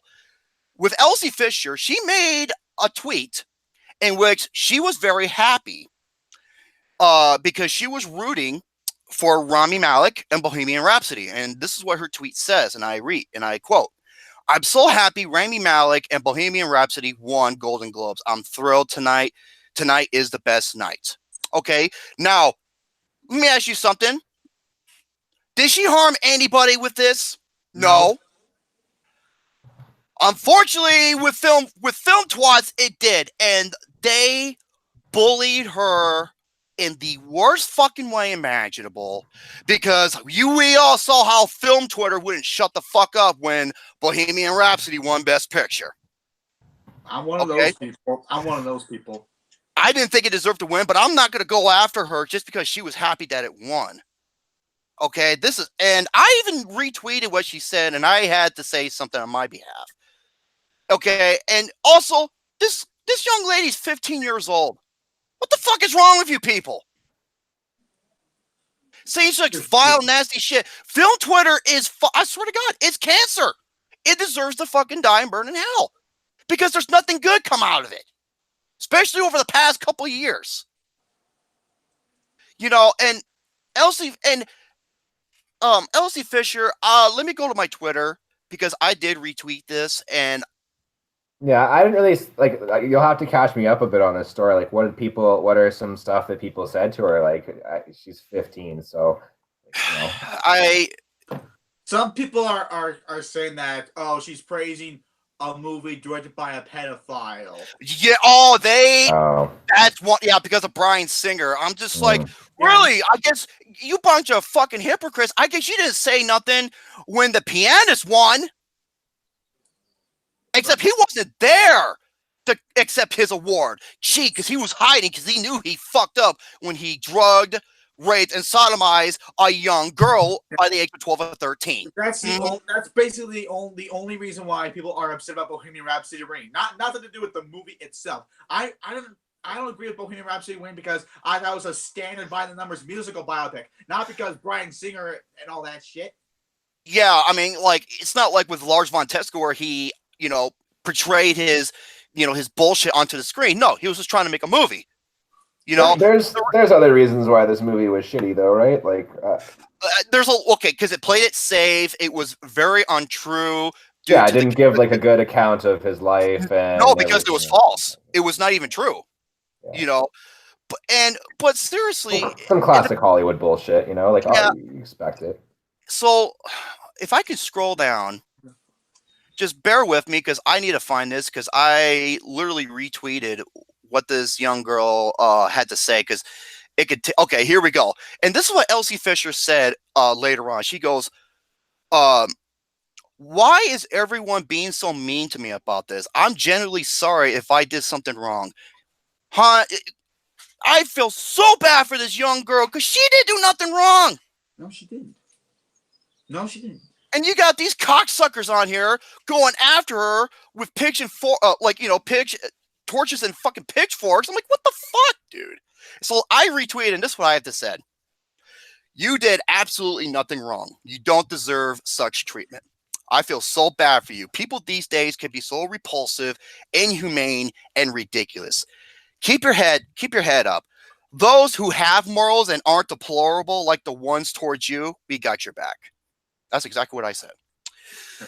And I hope to God that people moved on for once, because she don't deserve this. I mean, she didn't do nothing. God, you're acting like if she just, she just clubbed a poor innocent animal on television. Jesus Christ, people. No. And that goes from one topic to the next. And you know what? I want to say this, I'm kind of part of this whole thing too. Like, from last year. Yes. No. I meant the whole thing. If you support, Woody Allen, Bryan Singer, Kevin Spacey, blah blah blah, all that, then you have no right to criticize Michael Jackson for all that. And I'm just saying like this: I support these people because of their movies and their music. And one person came to me and says, "Well, you're putting money in their pocket, okay? And when you do that, you're supporting these assholes." And we have to. It is an entertainment-based product. And I said, and I replied to her, well, if I'm putting money, if I'm spending money on anything I like, that's all that matters to me. Yes, these people are guilty for all the horrible shit they've done, but that leaves no effect on how I feel about their movies. See, I would disagree. Like, even if I really like a work of art, and I know that there's some people who are involved with it who have been child molesters or something, it's gonna, even like with whether it's like whatever age, 15 or whether they're young kids, like you just don't fuck around, and that's it does ruin it for me. Like even going back and watching Baby Driver, like Kevin Spacey kind of is like in a way like the hero of that movie in a weird way, and that it just kind of ruins it for me. I'm on the other side of this one, guys. Like not entirely, not 100%. I wouldn't say like every single time that if someone involved with a work of art is somebody who you think has like very questionable moral judgment that ruins the work of art. And I don't think it ruins it, but it does, it does really hurt my enjoyment of it for sure. I think you can't like we were saying, you can't always separate the art from the artist. And I don't know, man, Brian Singer kind of sucks. So at times you can't, like sometimes you can, sometimes you can't. I'll give you another great example. Mel Gibson. In life, he's an asshole, but I love his movies. See, that's fine. Like you guys are welcome to have that opinion. I just don't necessarily agree. Not in every situation. It's situation by situation. But with this girl though, like she doesn't deserve to be getting. No, she talks about she just got that at one. Jesus well, Christ. It reminds me of the whole like Kelly Marie Tran. Is that her name from the Star Wars stuff? Like it reminds me of that. Like, regardless of what you think about the movie, like I didn't like Last Jedi either, but you need to fucking attack her and be saying like all of these slurs. Like no, it's ridiculous. Like you could think disgrace PG-13 Randolph bitch for that garbage. Yeah. For her stupid, her stupid bullshit appeal. Okay. Next, okay, and Bryan Singer, this happened like how many years ago? And he did Days of Future Past, and no one brought that up. See what I mean? Well, I don't know. I did. Ever since Harvey Weinstein came out. Yep.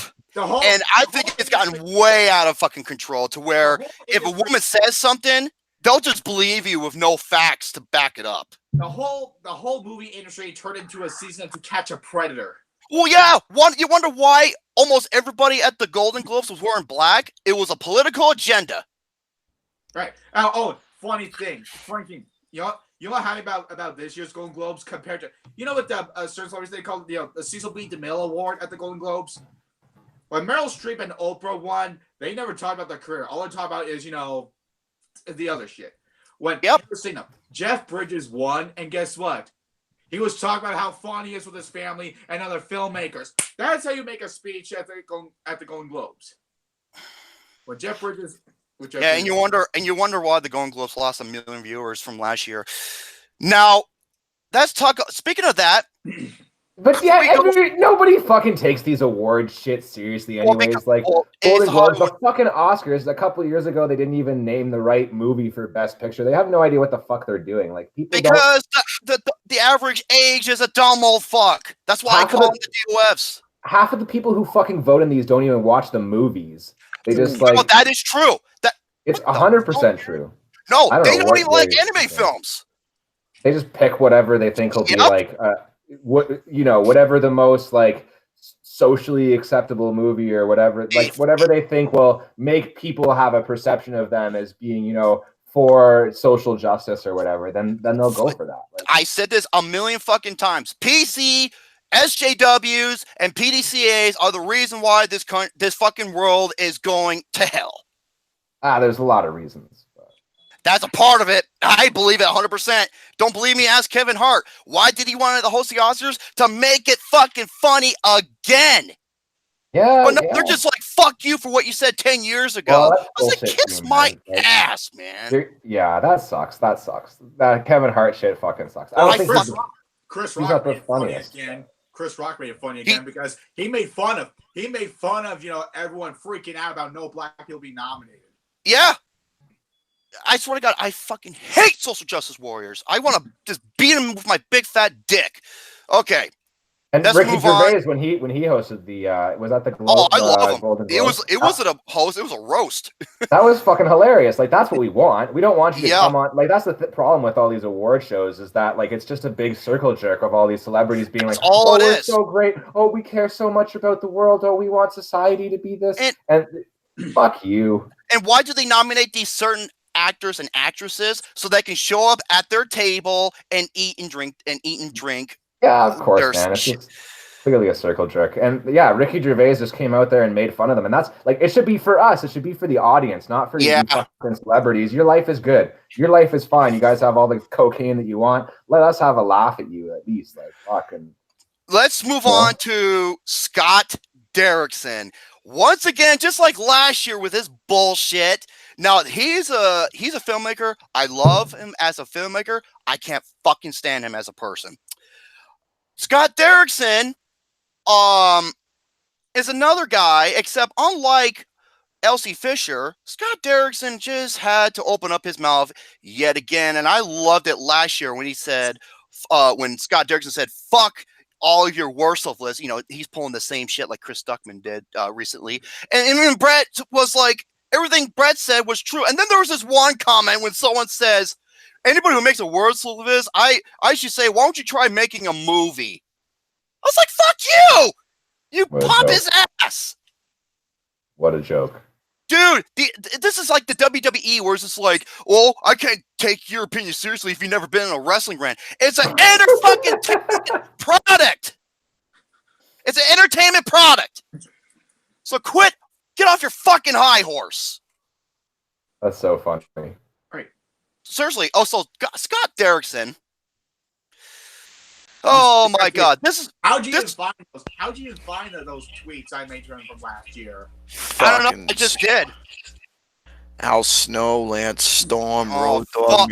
Oh, fuck those guys, dude. So this is what Scott Derrickson when he voted his frustration with critics who were bashing Bohemian Rhapsody, bashing. It's got a 62, by the way. It was like mixed to lukewarm.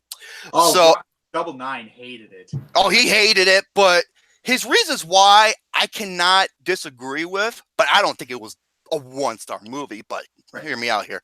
So this is what he says. I really enjoyed Bohemian Rhapsody. Most criticisms I read about the film said it could have been somewhat more, but I refuse to judge a film by what I wanted it to be. I receive it for what it is. And he pissed off a lot of fucking critics with this shit.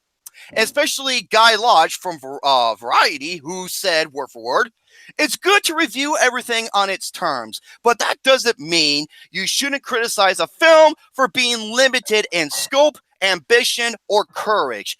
If you're not bothered by the de-queering of Freddie Mercury's story, this is his words, for mass entertainment purposes, well, great. You're exactly who Bohemian Rhapsody was made for. Enjoy. But also take the moment to consider whether the film should have been made only for you. That guy's nerve. Huh? I made some posts on Scott Derrickson, so he actually likes it. Like, it's nice that he actually noticed me because I post on a lot of his tweets. Sometimes we go back and forth on other things, and it's really stupid. And sometimes he comes off like an asshole, and like he is here. And I'm tired of him. Because he's a Christian. I'm a Christian too, but he judges a lot of Christians, based on the morale because of who they support. I don't want to bring in politics. I don't want. Yeah, I know exactly where you're going, and that's why I just mute him because I'm sick and tired of hearing this shit. So Scott Derrickson a backlash of critics went against Derrickson, and then which led to the director saying this, which is bullshit because he's the one that started all this fucking horse shit. He said, if I keep getting personally attacked by film critics, I will leave Twitter. They will win. Win? This ain't a fucking game. I cannot afford to have them souring my name to other critics and filmmakers. It's consequential. And none of them come at me directly. That would have at least deserved a smidgen of respect. Yet he was the one that started this shit by speaking out against the people who did not like it. So who is he trying to bullshit? It's ridiculous. And this movie is hugely successful. And it's got like a 90% rating on the audience meter. Which is why, and again, a reason why I don't trust the audience side. I don't trust the audience rating except for one particular type of films. And I trust the audience, right? Because like I've said this before, they're not the type of people who go into like great detail on a movie. They're the type of people who are like, "Oh, how's the movie? Oh, it's great. Why do you like it? I don't know, it's just great." Well, I go into great detail, and most of the people, the audience that they did not like, I hated too. So you're like a critic, though. You're not like an it was okay. I don't know why. Yeah, you're not like those people. That's why I never trust the audience side. Okay, give me a second here real quick. Okay, here we go. Okay, let me talk about this. I was going to go over the Golden Globe Awards, but I want to get to I want to get to Survey Says real quick. Okay. Rotten or Fresh? Yeah, we still have to do that. Rotten or Fresh season 3. And in case if you're Oh, Gary. That sounded like a mouse squeak. He's like, oh my god. You just lost it. You just lost the rest of our viewers right there. I actually tag his farts in the table of contents. Sorry. As if that's so crazy. I do. What a good fucking use of your time. Hey, why not? We're called Flicks with Dicks. We're not unlike any other, award show. We don't hold any fucking punch. We go balls to the wall, or for Gary's sake, asses to the wall. Why I like being on here, guys. It's always fun. Yeah. I never know what the fuck's gonna happen. So, Rotten or Fresh season 3. Now, Jared was in the first round. I wish he would have done. I wish he would have done better against his opponent, but hey, yeah, it was super last minute. I had about fucking. It was because I think it was Joshua Drake. He was supposed to be there, and he just never showed up. I don't know what happened. At least I got a chance to be on though, and it was fun as fuck, so I can't complain. Yeah. So Justin's like, I'm still here. Rotten or Fresh season 3 tournament has been postponed, and I was kind of wondering why. And the O'Toole brothers, who I respect so much, they're fucking awesome dudes. We had them on. Wait. Oh my god, Gary. Fucker, dude. There's a reason why it was postponed. Yeah, go ahead. You stinky fucker. Because there have been allegations and people making these statements and saying that there has been contestants who have been cheating on the show. Allegations? Mm-hmm. This is Rotten or Fresh, not Channel Awesome. And now, O'Toole brothers did not mention who made the allegations or who they are towards, but I have a feeling I think I'm one of the people why. I have no proof behind this, but here is my theory as to why. Oh, this is the ice cream man from Pressure Luck when he won almost 200 grand. He did. He knew the pattern. Yeah. Okay. Let me tell you something, folks. Here, you notice that aside from You Were Never Really Here, most of the new releases that I got I got every single one right, and I named them off just like that. How do you consider that cheating? It's called doing your research. I wouldn't do my fucking research if I'm studying for 4+ hours a night. The only time I have it was during the Christmas holidays and shit, leading up to New Year's Eve. Yeah, for many new releases and many of the animations and comic books and many others, I pretty much nailed almost every single one, especially for new releases. Go ahead, name me a new release, Brett or Jared, and I'll try to name it off for you. Searching. Searching has a 92. Annihilation. Annihilation has an 89. Nation of Asian Dominatrix. Bird Box. Okay, hold on. That was the Netflix movie? Yeah. 63.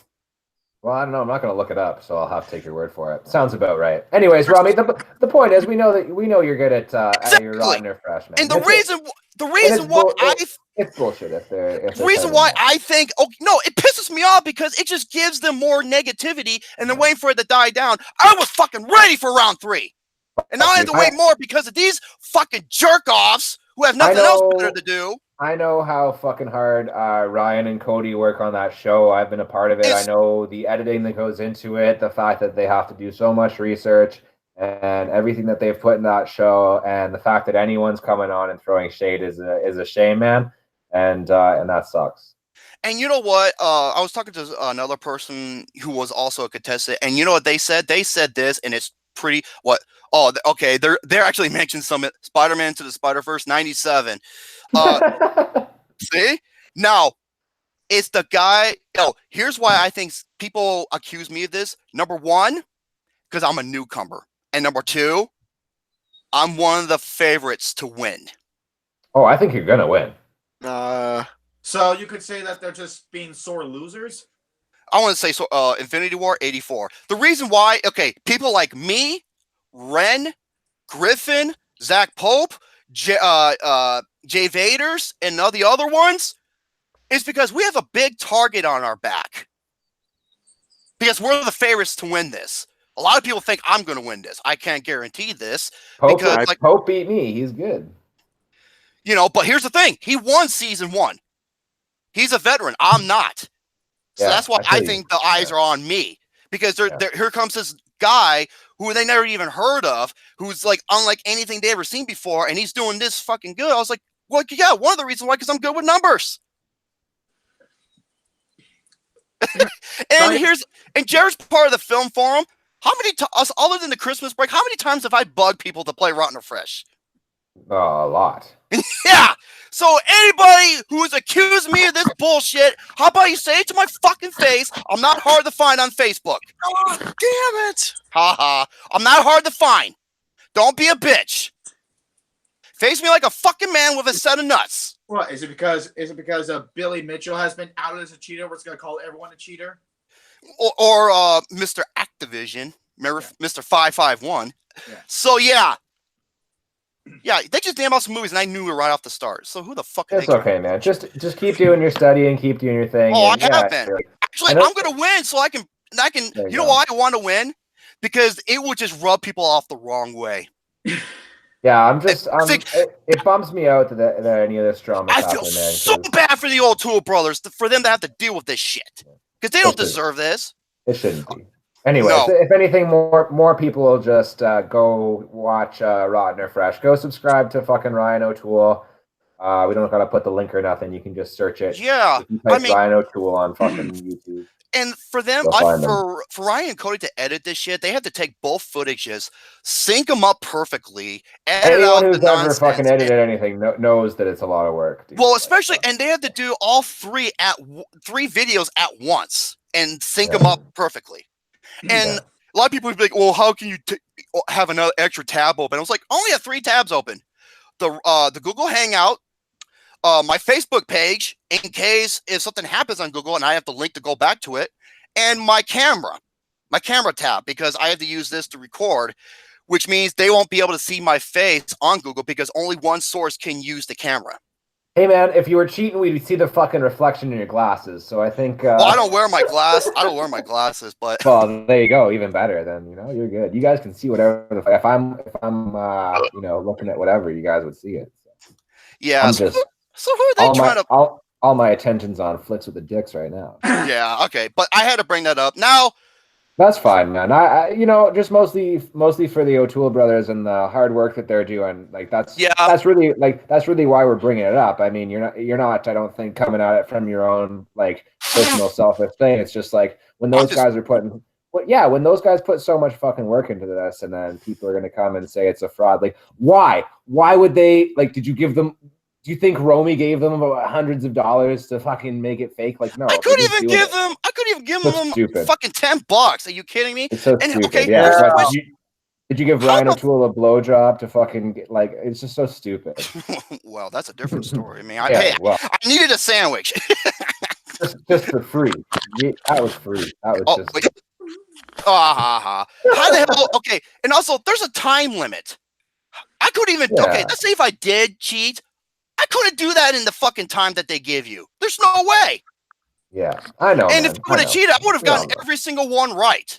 which I haven't. I fucked up Yeah. on some. So who are they trying to bullshit? Anyway, Okay. let's move on. Ladies and gentlemen, let's play Survey Says. You all know how Survey Says works, and there's going to be a stake to this. And since we have 3 players, we're going to play up to 10. We all know how the game works. It's like Family Feud. You have to be the first to guess the most popular answer, or the person who does guess the most popular Okay, answer. I thought it was a wager. Okay, all yours. Okay. So what's the wager? We all got to have different wagers. If Brady loses, he's got to play Battletoads or whatever the game was on episode 70. He has to play it on episode 70. If he can make it on episode 70, because he originally wasn't being. Whenever the next episode is, he has to play the lost levels on the episode. Gary, where's your fucking video? What about my video? It's just your Why audio. isn't it on? Turn your fucking video on. Gary! On your fucking video! Turn your video on. Don't be a loser. Come on, get it going. Let's go. Fuck you. You fat, ugly dingleberry. God damn it, dude. Okay, video's on. There you go. Yeah, don't fuck around. We want to see your little face. Yeah, you handsome neon white bastard. Okay. Okay. The Jared whitest, loses. Oh, whitest man hold in up. history. Hold up. See a cougar?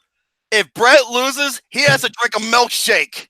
I'll do the Battletoads or Lost Levels. I'll do that instead. Why, would he shit himself if he drank a milkshake? He doesn't like milkshakes. I fucking hate milkshakes. And I hate That's it even weird, more bro. when people are trying to trigger me with that word. Okay. What? For Jared, he has to do something on his channel. Like?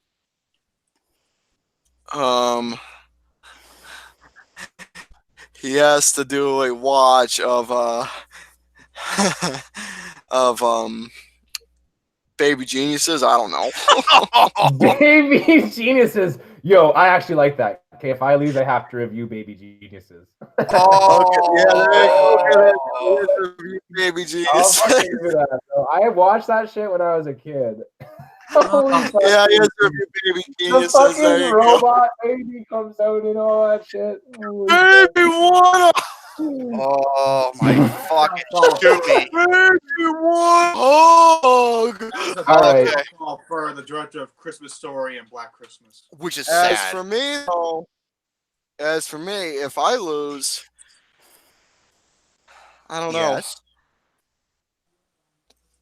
I have to. You have to bring. Okay, you have to bring. I have to review Rock of Ages. I don't know. Ooh, that's a good. I was gonna say you should bring on that lady. Huh? I said you should try to bring on that one female. Asian chick? Yeah. On a live stream. Okay, there you go. There you go. I have to bring on the Asian chick for episode 70, and I have to review Rock of Ages. There you go. There's my no wager. way you'll get her to actually come on, though. I don't think so. Yeah, you never know, man. I talk to her all the time. I think I can do something. He already did the Okay. toxic. He already did the Toxic Avenger, Jose.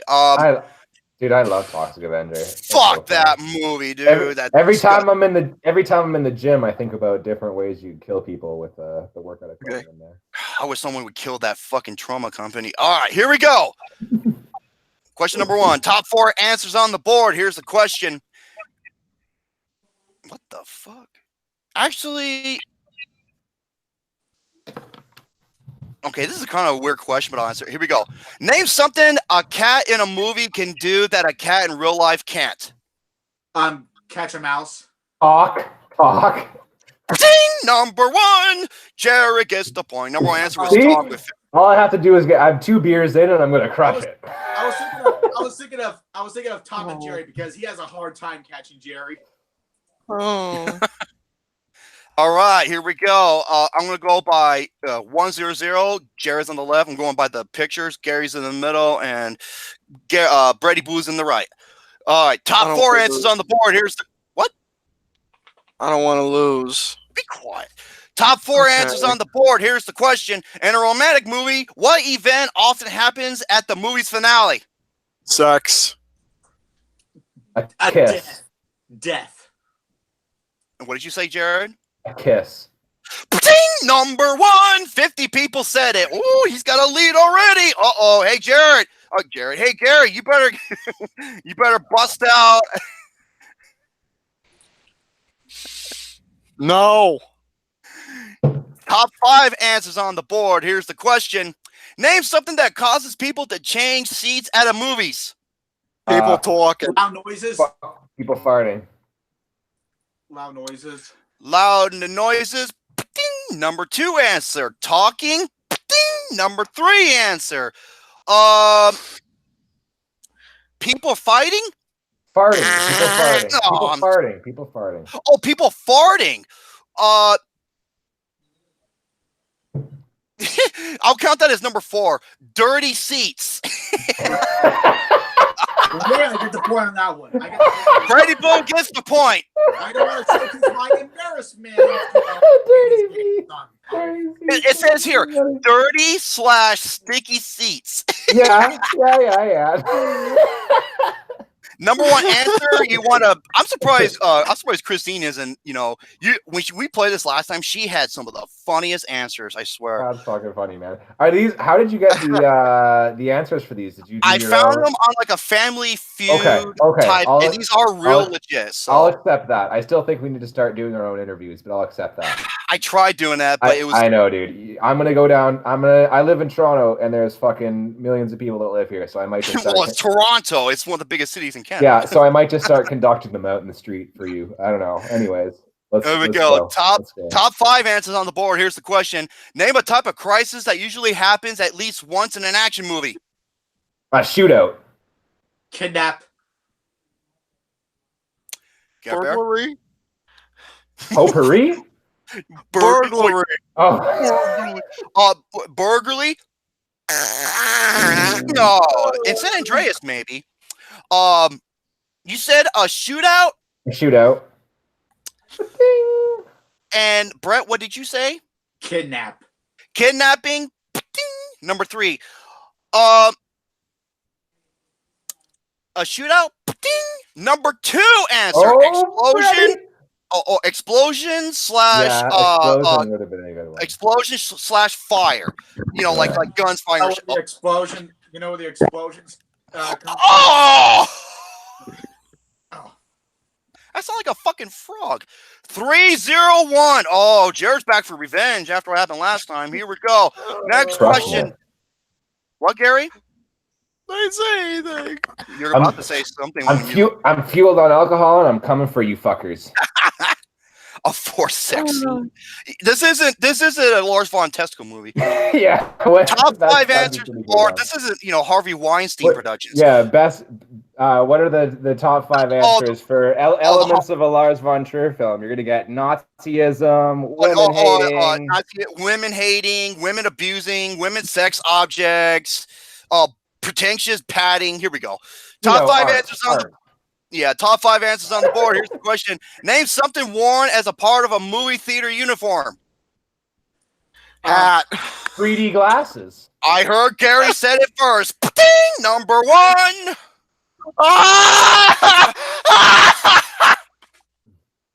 Yay!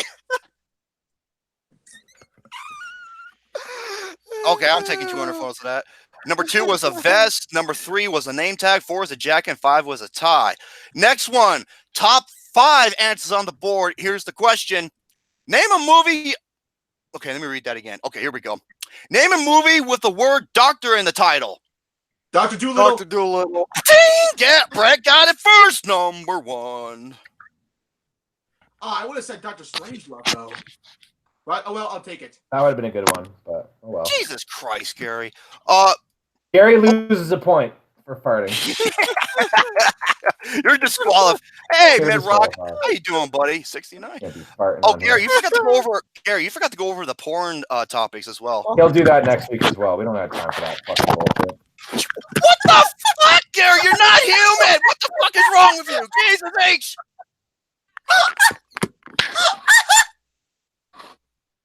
Okay, some of them. Gary, be quiet. The other one was Dr. Zhivago, Doctor Who, Dr. No, and Dr. Do I have to shut my door? Yeah, shut my door. Go ahead. Okay, here we go. Wait. Hold on. Did she say tell Gary to shut the fuck up? Stop right there. Am I not hearing Dr. Strangelove on there? Dr. Strangelove wasn't even on here. What is wrong with those people Don't ask me. Hey, I'm just a messenger. You hear what I said? I said, what is wrong with those people who made this list? I want to find them and talk to them. How could they not include Dr. Strange on this? It's stupid. I got a boner sitting next to a hot girl and Baby Driver. Boy, you know what you should have done? Oh, you should have cut a hole in the bottom of the popcorn bag and offer her some. No, man, that's a myth. You are gonna get a salty pee hole, and that's about Well, it. don't pour salt in it. What the fuck, Gary? There's salt and butter on fucking popcorn, bro. You put your dick in there, like it's gonna hurt. It's hot. Number one. Like. What did he say? A salty pee hole? A salty pee hole. Gary, be quiet. Shh. I'll shut up. Okay. Top 5 answers on the board. Here's the question. I hope he keeps laughing because he'll lose. Name a movie about baseball players. Bull Durham. Oh, the Sandlot. Field of Dreams. Okay, Bull Durham. Ding, number 5. Moneyball as well, but Field of Dreams is my first guess. Yeah, Mick Rock. The Sandlot. No, not on here. Angels in the Outfield. Field of Dreams. Ding, number 3. Yeah, okay. Number 1 was Angels in the Outfield. Yeah, I threw that one out there too. I'm getting this point. Fuck all y'all. Well, you did. 4, 1, and 2. Yeah, Angels in the Outfield and A League of Their Own was also up there. What was that Whoopi Goldberg Angels That Touch You or whatever show? That's fucked up. They shouldn't have made that. Touched by an Angel. That's fucked up. Is The Natural on there? Is The Natural? The Natural was number 4. Oh, okay. Top 5 answers on the board. Here's the question. Tell me something you would see in a Blues Brothers film. Music. Sunglasses. Number 1. I beat you. Gary got it. No way. I got the point. Fuck you. I got the point. Gary, I got that. Someone turn that into a GIF. I hope it plays the whole thing. He got it first. It was Sunglasses. I got it first, you fucker. Music was number. I got that shit first. Listen, I got it first. I got it first. Okay. Gary, you're doing the retarded running man. All right. Top 5 answers on the. Gary, get your hands on. Gary, do twerk. No, there's no twerking allowed unless Lucas does it. Top 5 answers on the board. Here's the question. Name a specific way that you wish your life were like a Hollywood movie.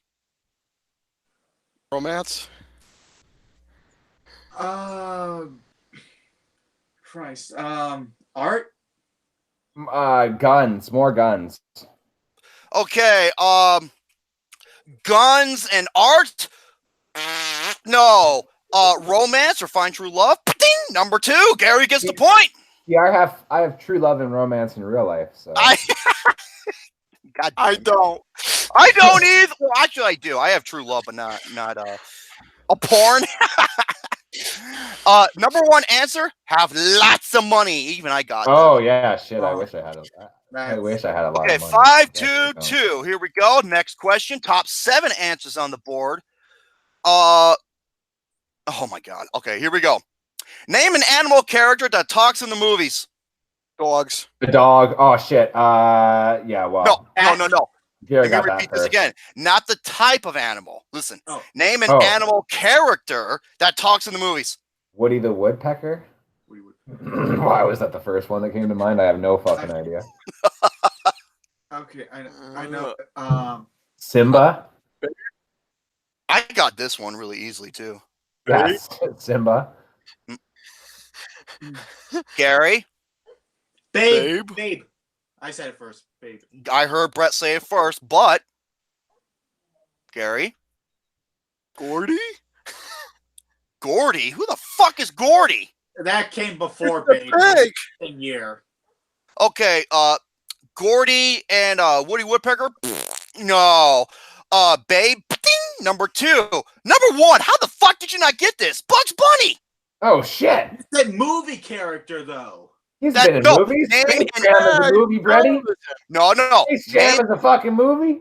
Name an animal character that talks in the movies. Bugs Bunny.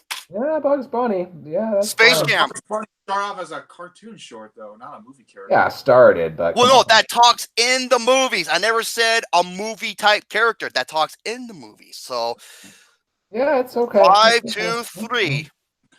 All right. Okay, Brady. Top 7 answers on the board. Here's the question. In the movies, name a specific place a damsel in distress might get trapped or face danger. Dungeon. Castle. A Gary? lake. Have you seen Friday 13th? Okay. I'm taking a picture of that. A dungeon?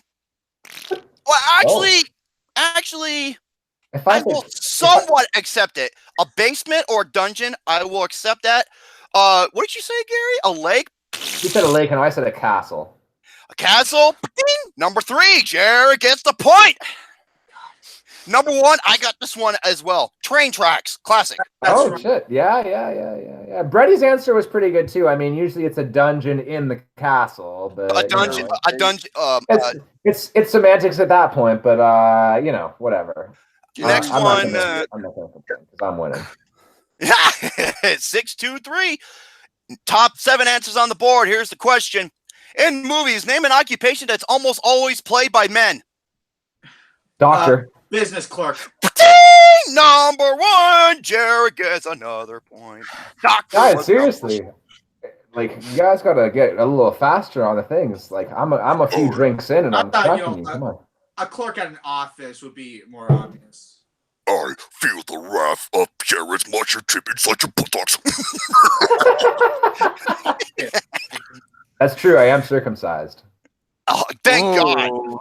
Thank God. 'Cause Ooh. uncircumcised, that shit looks nasty. It looks like that giant fucking monster from The Empire Strikes Back when he tries to eat. All Yeah, right. Dicks are gross. That's true. Top 7 answers on the board. Top 7 answers on the board. Here's the question. Name something flashy movie spies have. Gadgets. I said guns. What did you say, Jared? I said gadgets, but that's stupid. I should have said cars. Be more specific. Let's just say cars. Ding! Number 1. 8, 2, 3.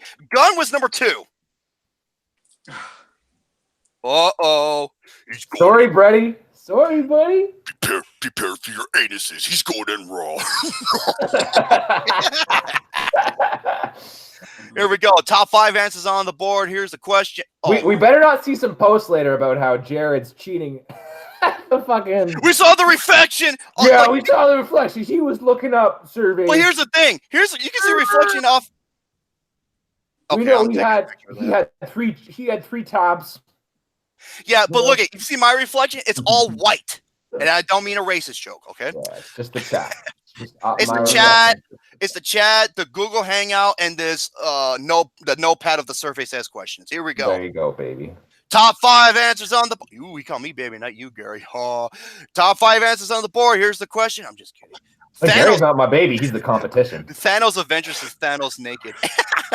What? Well, half his clothes came off. Name a movie or TV show that has the word diary or diaries in the title. Dumb and Dumber. Diary of a Wimpy Kid. Oh, in the title. Damn it. In the title. Diary of a Lost Girl. Diary of a Wimpy Kid. All right, be quiet. In the title. Okay. Name a movie that has the word diary or diaries in the title.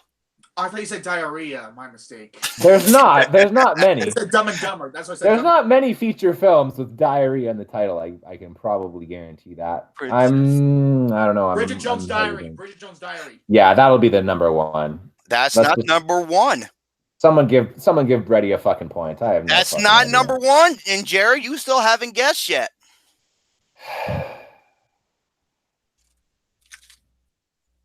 I don't know, man. I'm handing this one to Brady. Let's just give it to him. Okay. All right, Princess Diaries. Ding, number 2. Oh shit! Princess fucking Diaries. I should have saw that. Oh no, he said Bridget Jones' Diaries. Yeah. But that was the number 3 answer. Yeah. Diary of a Wimpy Kid, number 4 answer. Number 1, Tyler Perry's Diary of a Fucking Kill Me. Jesus I had no idea that was even a movie. Anyways, let's give Brady. Oh, dude, just don't bother with that shit. Okay. Top 6 answers on the board. Here's the question. Name something every movie theater, fancy or not, contains. Popcorn. Seats. Chairs. Yeah, me and Gary say chairs. He said seats first, Gare Bear. No, Gary, I beat you to chairs, bro. You gotta come up with Chairs. You gotta come That's up with not, something. no, I beat seats you. or chairs. He said that already. Yeah, I said it. Okay. You want me to give you an answer? Don't Dude. fucking say chairs again, you son of a bitch. Chairs. Okay, Paul. Soda. Okay, I think Freddy's got that one too with popcorn. Soda and popcorn. Yeah. Really? Seats. Number 2. Oh. Number 1 answer, I couldn't accept popcorn or soda. It was a concession stand. Oh. See what I mean? Yeah, you can't. Jared has the winning point. Jared has the winning point. Boy, he came in. It's just a 10, eh? Here we go. He was like, hold on. What the fuck, James? Why do you got... Jesus Christ! Oh, I was like a fucking Sharknado up in here. fucking Mid-Rock sent me another scary picture. Okay. Top 6 answers on the board. Here's the question. Jared has the winning Get ready point. to fucking lose, you dummies. It's like, it's official. You suck. You know, like with Style Get Con. over here. Yeah. Belly button. Names. Fatality. Fatality. Name something a movie star kid might get as a birthday present. Molested. A copy of their own movie. That's fucked. That is fucked. Okay, I'm name sorry. something a movie star's kid might get as a birthday present. He A says, car. My real answer. that is the number 1, Jared. He swept you sons of bitches. 10-4. You guys suck. Mid-Rock says a bribe. All right, so that what does that mean? What's going on here? I mean, so I gotta play Lost Levels or Battletoads. You play Lost Levels, though. I want you to play Battletoads instead. And Gary, what are you doing? Shaving your hair off. Watch fucking Rock of Ages again. Yeah, you gotta watch it. All right. Yeah, then You gotta review it. Mr. Brady Boo, the floor is yours. bring an Asian girl on. Okay. It's my turn. Okay.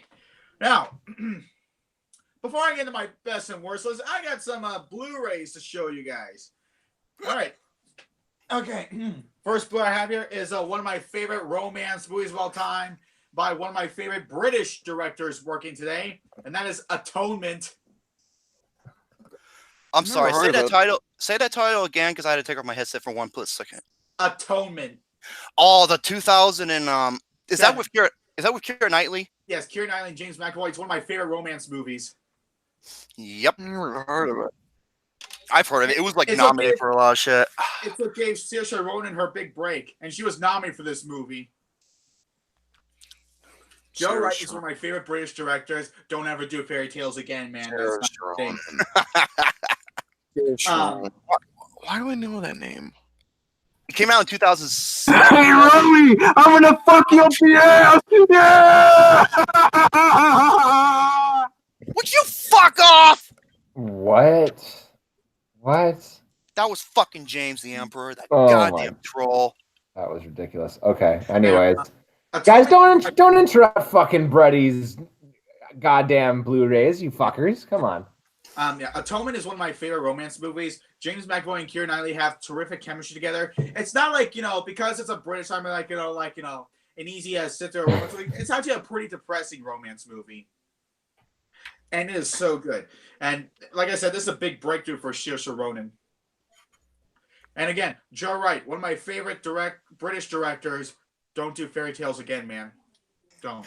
That has an 83 on Rotten Tomatoes. All right. Next up, what I have here is one of my favorite Disney movies growing up. I'd say it's in my top 10 Disney movies. And that is Alice in Wonderland. You know what's funny about that? Love it. You know what's funny about that movie? That giant caterpillar is smoking a big bong. Yeah. I love that, dude. That's fucking. Do you hilarious. have the Aristocats yet?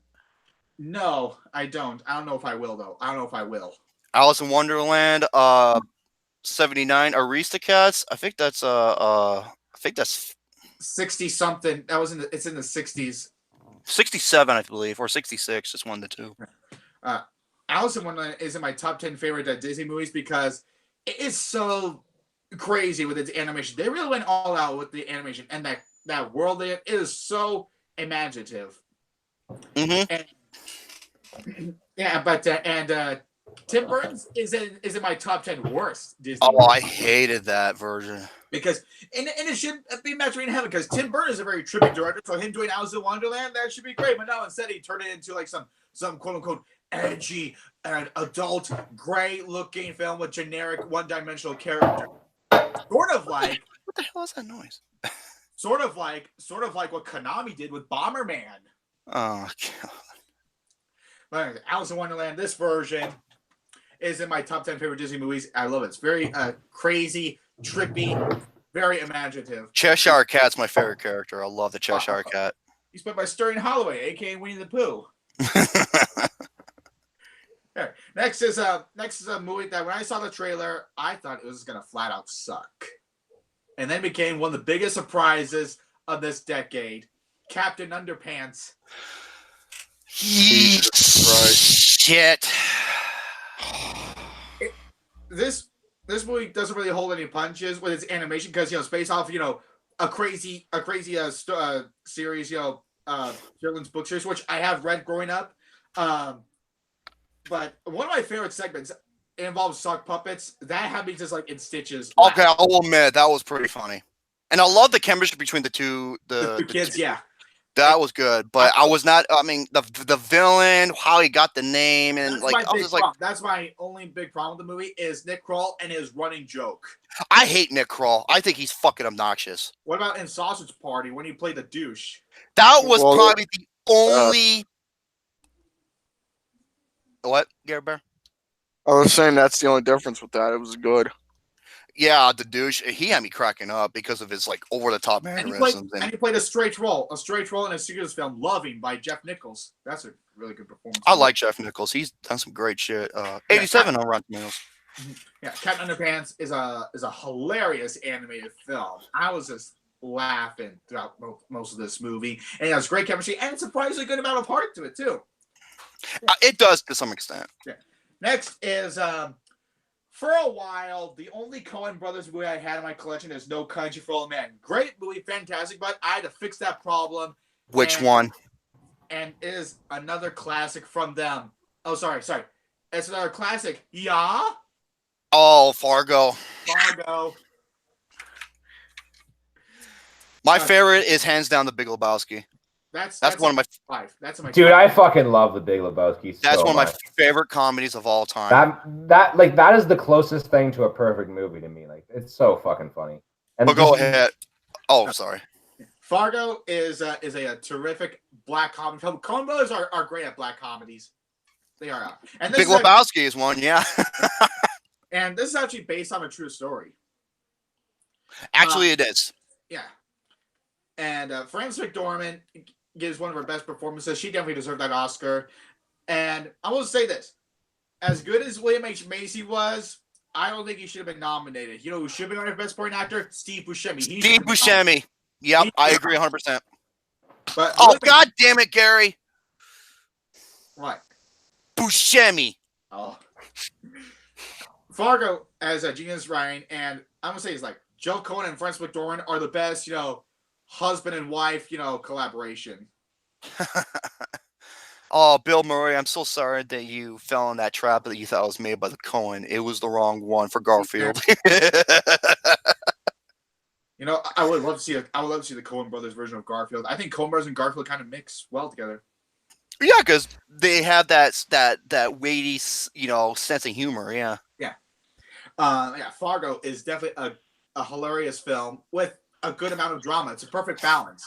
Between the two. The fucking wood chipper scene. Oh my god. Oh my god. And it should have won Best Picture over The English Patient, even though I think that was a pretty good movie.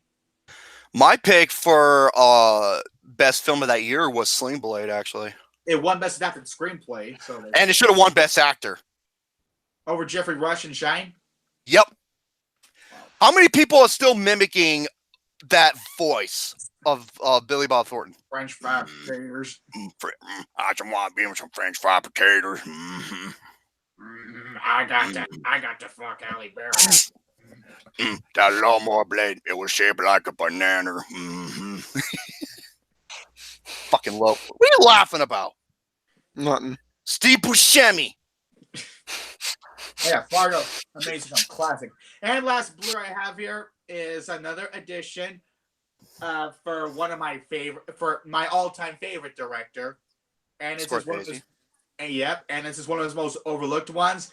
And like the Coen brothers, he's great at dark comedy, king of comedy. Oh yeah, that was out in what 80? It's 83? 1983.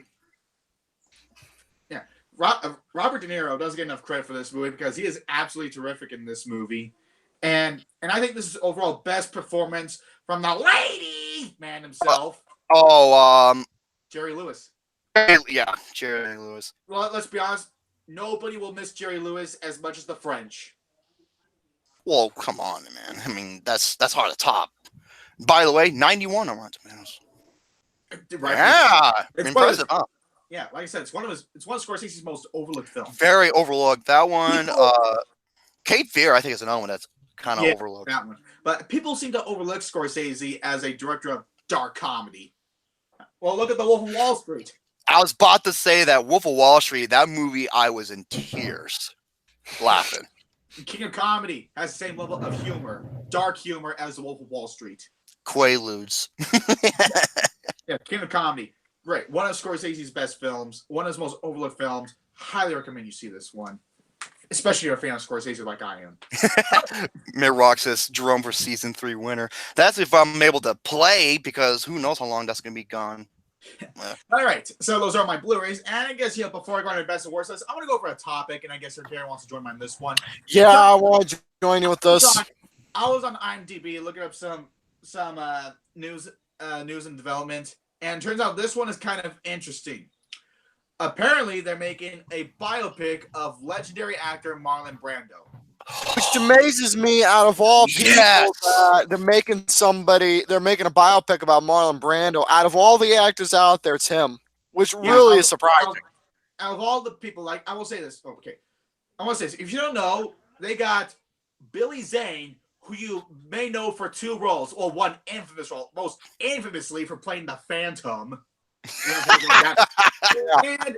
and for playing Cal Finder in Titanic, my favorite movie of all time. It's such a shame, yo. He was in one of the highest grossing movies of all time, and they're just completely ignoring him for other. That movie Titanic, I swear to God, it has one of the best lines ever. Kate Winslet's like, "I'd rather be his whore than your wife." I was like, "Oh, bitch!" That was awesome. Kate Winslet should have won for best actress for that movie. Yeah, and I love it. Helen Hunt won for As Good as It Gets. I'm sorry, I still remember Kate Winslet over her, but go ahead, yeah. Kate Winslet, Marlon Brando. It's really ironic. Kate Winslet bugged James Cameron endlessly for the part, and after that, she suddenly did not like it. Which is crazy because that's what launched her career. Well, before that, she worked with Peter Jackson in Heavenly Creatures, and then she turned into anyway. So. I think Billy Zane is kind of an interesting choice for play Mark because he has the look. Yep. But his voice seems a bit too deep for the part. Very deep. Yeah, that's kind of boggles me. Then again, Philip Seymour Hoffman's voice is too deep for the part of Truman Capote. But that turned out. He got that to a perfection. So maybe Billy Zane could be on that same level of, just great voice impersonations. Yeah. And maybe this would get Billy Zane, more fame than he deserved. Mm-hmm. Definitely. I mean, he was the mummy. I mean, the thing is with Marlon Brando that I wonder what it is specifically that for a biopic, I wonder what it is specifically that they are going to be surrounding. Early life, who he is as a person, obviously. I remember when I was in high school, I read a book on Marlon Brando because that's how much of a fan of him. The only books I read are a biopic on actors and filmmakers I love. So I read like a biopic on Marlon Brando. Turns out he was what I read, he was actually not the brightest student in his high school. Well, did you know that in The Godfather? Go ahead. In The Godfather, he read all of his lines on like cars and shit. Yeah. Yeah, because Marlon Brando never rehearses any of his lines. Nope. Yeah, so that tells you something. And yeah, and he is like, you know, one of the most difficult actors to ever lived.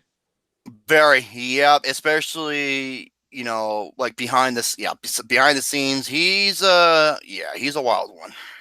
Oh, yeah, it definitely was. But when he was on screen, though, he stole the show for a lot of his movies. I mean, look at some of his well-known movies out there that he fucking stole the show. On the Waterfront, A Streetcar Named Desire, his supporting role, Julius Caesar.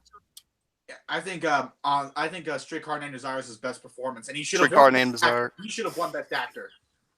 Apocalypse Now, Last Tango in Paris, and The Godfather.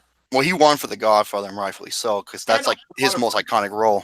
And On the Waterfront, rightfully so. I could have been a contender. Yeah. But I do agree. I think A Streetcar Named Desire is his best performance. Yeah, but anyways, like, I just want to know, like, you know, how are they doing? Are they doing a safe by the numbers biopic? Like, oh, look how Marlon Brando became like one of the biggest, you know, actors of all time. Like, it's something. I don't feel like it could go on that level. It could be like another safe biopic. I hope it goes more deeper into his life. They can't go safe with this shit. They went safe with Queen. Which is my biggest problem. One of my biggest problems with him. Romy needs a pearl neck. Would you fuck off, James? Hopefully they don't go so safe with Marlon Brando. No. The thing is, because they made a movie about Queen that was so safe and it got so much praise, I mean, we're probably not going to get a good Queen biopic ever now. It was more like, you know, mixed. It was more mixed. Because if it won a freaking Golden Globe, that's praise. Dude. That's the Hollywood Foreign Press Association, a group made up of 90 to 95. A group of 90 to 95. God damn it, Gary, you butt munch. I'm sorry. A group of 90 to 95 people from I forgot. I like pearl necklaces. I forgot where they're from. I'm just like, at least with the Oscars, they're like 6,000 to 7,000 people, even though the majority of all of them are between the ages of 60 to 70 years old. So. Gary, what the fuck are you doing? Don't worry about it. No, what are you doing? Don't worry about it. Let Brady do his thing, please. So those are my thoughts on, you know, a Marlon Brando biopic being made and the casting of Billy Zane of all people. It's quite interesting. Yeah. Oh, and we also know Billy Zane as, you know, the voice of Ansem from Kingdom Hearts. Yeah. Gary, don't worry about it. Let Brady. No, I'm listening to Brady, but you're distracting me with your bullshit. What are you doing? Don't worry about it. Let Brett do his things, please. All right. So those are my thoughts on it. Got that out of the way. Now let's talk about, you know, this last one I got is the best and worst of 2018. I'm all ears. Let's start with the best, shall we? All right. I got 21 because, you know, that's too many. I don't do top 10s or top 5s. I only do top 5s. All right, we'll have to go quick. I'm going real quick. All right, number 21. One of the biggest surprises of the year, and it's coming from a director who I really hate so much. And this is so far his best film. Number 21, Crazy Rich Asians. That was a big surprise film. Yeah. There's actual character development and good chemistry between Very the two. good. And Michelle Yeoh is terrific as the mother. I really she was fucking ruthless, man. She reminded me of the stepmother from Cinderella. I was like, God damn, bitch. Although I'm not saying like it's a big, like, you know, amazing, like, you know, new change in the romantic comedy. There's still, like, you know, cliches like I see in the romantic comedy. It's very predictable, but it's still a very enjoyable film, and it's a beautiful looking film too. And John M. Chu. I couldn't believe it was him that made that shit. I could don't do Gem. Don't do Gem ever again because that movie pissed me the hell off. Don't do G.I. Joe Retaliation either. Oh God, that was terrible. All right, number 20 is you might say I put on the list because of nostalgia factor because I grew up on the source material, but even so, I looked at it as it's a really enjoyable, cute film. Number 20 is Christopher Robin. Ewan McGregor. I think this is one of Ewan McGregor's best performances. I agree. Although, then again, Ewan McGregor is an overlooked actor. Yeah, he is. He was the only thing I liked about Attack of the Clones, actually. And the CG on the characters were terrific, and Brad Garrett is terrific. Eeyore was the best character. Love him. Yeah. And this, I think this is Jim Cummings' best performance as the character of Winnie the Pooh and Tigger, but mostly for Winnie the Pooh. Mm-hmm. And this movie has a lot of heart and a lot of drama. It brings the feels, although the ending is very. I'm not saying no. The climax is pretty. No, the office scene. Yeah, the office scene. That was probably my only big problem with it. That was pretty childish. But overall, this is great. And starred by Mark Forster, who is great at family films. Look at Finding Neverland. That's a terrific movie. Yeah. So yeah, there's that. And number 19 is the best foreign film of the year, Alfonso Cuarón's Roma. I like that pick. Yeah. This movie is pretty slow. There's full pace. There's some things I would have cut. But the actress, I can't pronounce the name. She's great. I would like to see her be nominated for Best Actress. And of course, with knowing Alfonso Cuarón, brilliant one-take shots, especially the scene at the beach. He is the king of the one-track shot. No one's better than him. Emmanuel Lubezki. What about him? No, Alfonso Cuarón is the king. No one's better than him. He is amazing at that. And this could win Alfonso Cuarón 3 Oscars. Oh, excuse me. Sorry about that. Only 2 Oscars. Silly me. I forgot how cryptic the best foreign language film category is. Oh yeah. Why don't you ask Guillermo del Toro for Pan's Labyrinth? Yeah, his country gets nominated for Pan's Labyrinth, but not him. Yeah, it's so stupid. It's stupid. Anyways, number 19, Roma. Number 18 is one of the best superhero movies of the year, and could be the first superhero movie to be a Best Picture nominee, Black Panther. But that's not way higher on your list. There's some other superhero movies that are higher on the list. You'll see why. Black Panther, Ryan Coogler, you are 3 for 3, man. And of course, he's got another project. He's got another project coming soon, and guess who he's working with? Michael B. Jordan. Him and Ryan Coogler is like Robert De Niro and Scorsese. Mm-hmm. This is unbelievable, and I love that. It's one of the best, actor-director collabs. It's like Kurt Russell and John Carpenter. Yeah. Black Panther is a terrific superhero film. It is a beautiful-looking movie and a great villain from Michael B. Jordan, who I hope gets nominated. He gets nominated. He won't. And Ryan Coogler better be nominated for Best Director. He better be. Yeah, Black Panther, number 18. 16. Number 17. This trio collabs for the second time, and they once again nail it like it did in 2011. Number 17, Tully. I like that pick. Charlize Theron gives one of her best performances, and like with Monster, she puts on a few pounds, but she's not a psycho killer though. And her relationship with the kids and her husband is great. And Mackenzie Davis is absolutely terrific in the movie. And especially their friendship together is always great. Charlize Theron I wish she would get nominated for Best Actress, but it's not going to happen though, unfortunately. Because it came out earlier this year. That's the problem. And Diablo Cody continues to be one of my favorite screenwriters working today. And Jason Reitman, this is a huge improvement over Men, Women, and Children. Don't ever do that shit again, man. Hey, Brett, okay, what number are you on? I'm about to go on number 16. Okay. Yeah, we can do that. Yeah. They're going fast. Yeah, I'm trying to go faster here. Number 16, the most underrated movie of the year. It's in the 60s, which is good. But there's more praise that guy. Number 16 is The Mule. I have not seen The Mule, so I can't comment. Clint Eastwood is terrific in this movie. There's not much, tough line talk from Clint Eastwood as much here as much as in his previous films, but he still gives a terrific performance, a very heartwarming performance.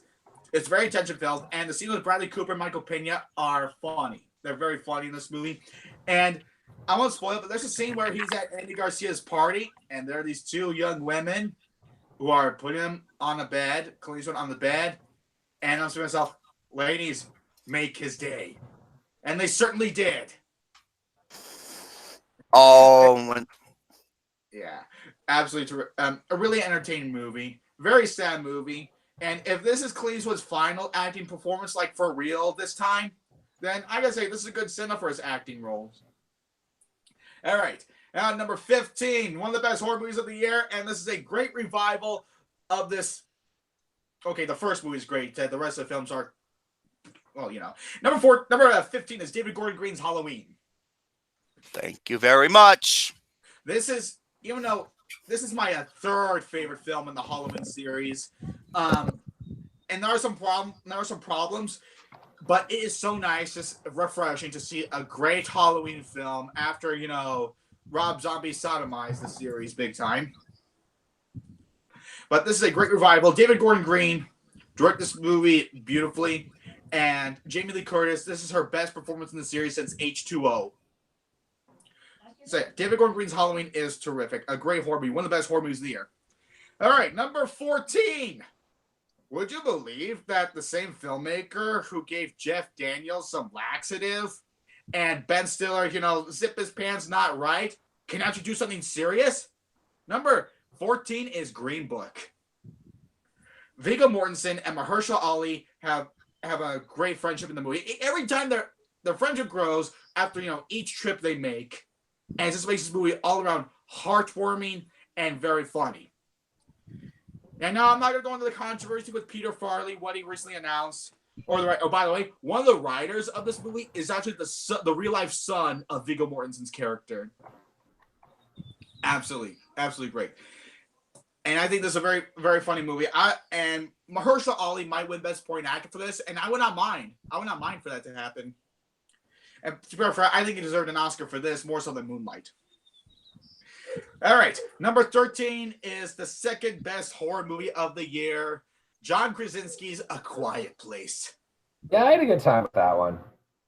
Oh yeah, this movie has little to no dialogue, but it's a nice visual storytelling, and the girl who actually is deaf in real life, or not. Probably she is. Yeah, she was terrific in this movie. And Emily Blunt gives one of her best performances. She might be not for Best Supporting Actress or Best Leading Actress. You know, either way. I love me some Emily Blunt, but didn't you think it was a bit dumb how they had like a whiteboard that said like aliens, deaf or whatever, blind ? Weakness ? That was a little bit goofy. But I had a good time with that movie still though, and considering it's Krasinski's directorial debut. I mean, no, it's not. No, it's not. He's directed movies before. It's his third, I think. It's his third. True. Okay. Yeah. Anything else that was good? I've never seen him. I heard his other films were good. This is like his first like amazing achievement. So yeah, number 13 is A Quiet Place. All right, number 12 is the second best superhero movie of the year, and probably my favorite MCU film so far, Avengers: Infinity War. Oh my god, that should be way fucking hard, but okay.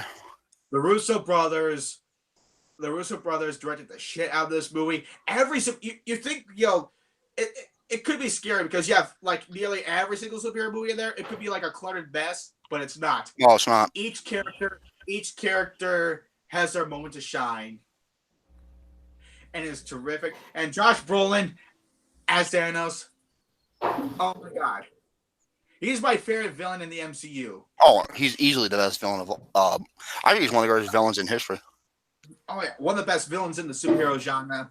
And I cannot wait to see how this will end in Endgame. And after that, I think they should just drop the MCU entirely. Yep. Number 11. I don't know how you can top it. All right. Number 11. We have one of the best performances of the year. First Reformed. Oh, come on. Ethan Hawke gives one of his best performances of his career. It is such an interesting character study of this man who actually has strong beliefs in his religion, but then starts to question it throughout the film. It is such an interesting character study. And this is better than, like, Pure Flicks take notes, because this is how you do a Christian movie. I don't necessarily call it a Christian movie. It's just a character study about a priest who is just starting to question his own faith. And the way they write, and the writing, it's not pandering, towards the Christian audience, like everything Pure Flicks does, which pisses me off. Yeah, and I'm a Christian, but I hate that shit.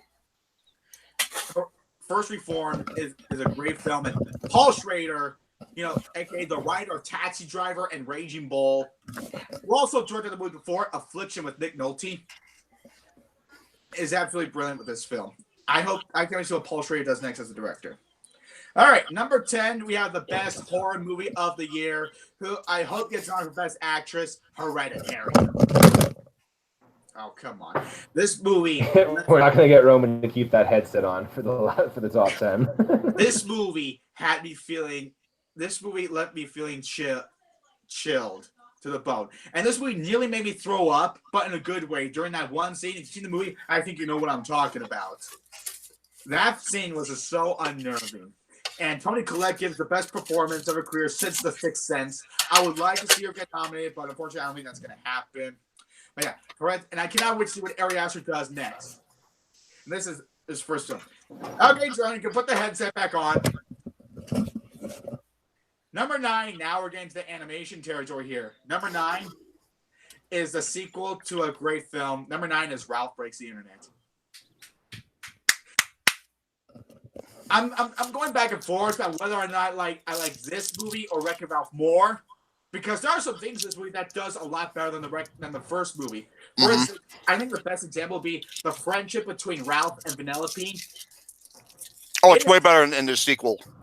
Yeah, that's why I think I might enjoy this one a little more, because of the friendship between the two. The only problem I have is that Felix and his wife were not in the movie that much. They're not in the movie that much, probably because it wasn't focused on them. The main aspect, that is. Right. Where in the first movie, they were significant. The animation is beautiful, and the use of apps, guess what? Way better handled than the Emoji Movie, because they use the apps as moments that are actually crucial to the plot. Oh yeah. Unlike the Emoji Movie, it's like, hey, here's this app, download this app. No. The apps in this are actually crucial to the plot, and it works beautifully. And Gal Gadot is awesome. Oh, I love her. And Taraji P. Henson as Yes is absolutely funny. Mm-hmm. And the Disney princesses, oh my God, they had me in stitches. That's probably the best scene in the movie. It's so hilarious. So yeah, number 9, Ralph Breaks the Internet. I might like this one just a bit more. All right. Coming number 8 is the best non-horror found footage movie since Chronicle, Searching. Thank you. John Cho, you may know for doing stoner comedies like the Harold and Kumar films, can really do some drama here, because he is absolutely terrific in this movie, and the use of the found footage aspect of this movie is actually pretty unique. Yeah, one of Romy's favorites of the year, Romy. You putting that on your top 5 or what? Yeah, goddamn right I did. Not only is it the best found footage movie, it's the best thriller since Gone Girl. And this movie has a great twist, like Alfred Hitchcock style, that you don't see coming. It's almost like if Alfred Hitchcock made a found footage movie. The movie's unpredictable. You don't know what's going to happen. Yeah, it is a very unpredictable movie. It is so brilliant. I absolutely love Searching. To me, that's the best screenplay of the year, but no, the Oscars had no... Stupid. And number 7, going back to animation here, is a sequel that we've been waiting for over a decade. And it exceeded our expectations. Incredibles 2.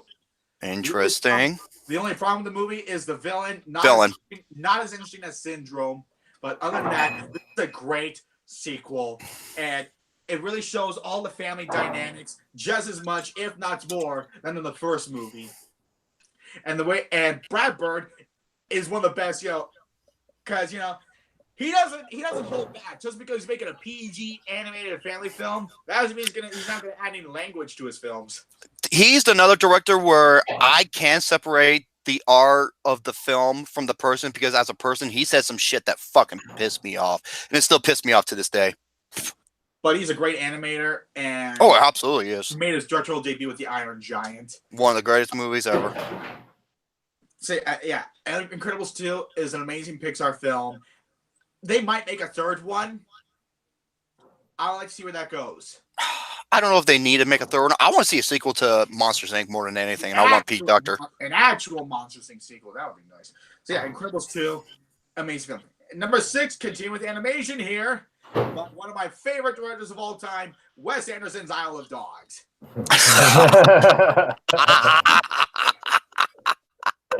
The cast of this movie is absolutely terrific. Oh, by the way, forgot to mention, John Lennon's wife is in the movie. Oh, well, that just makes it, of course. Of course she is. Okay, that was funny, Jared. The woman who thinks that knitting for 2 hours on stage is considered a show, of course she would be in that fucking movie. Oh. Well, I loved her in that Christmas song with John Lennon she did with him. That was a good song. Anyway, Isle of Dogs. You're not getting any Jared points on that one, Brady. I fucking hated that movie. Okay.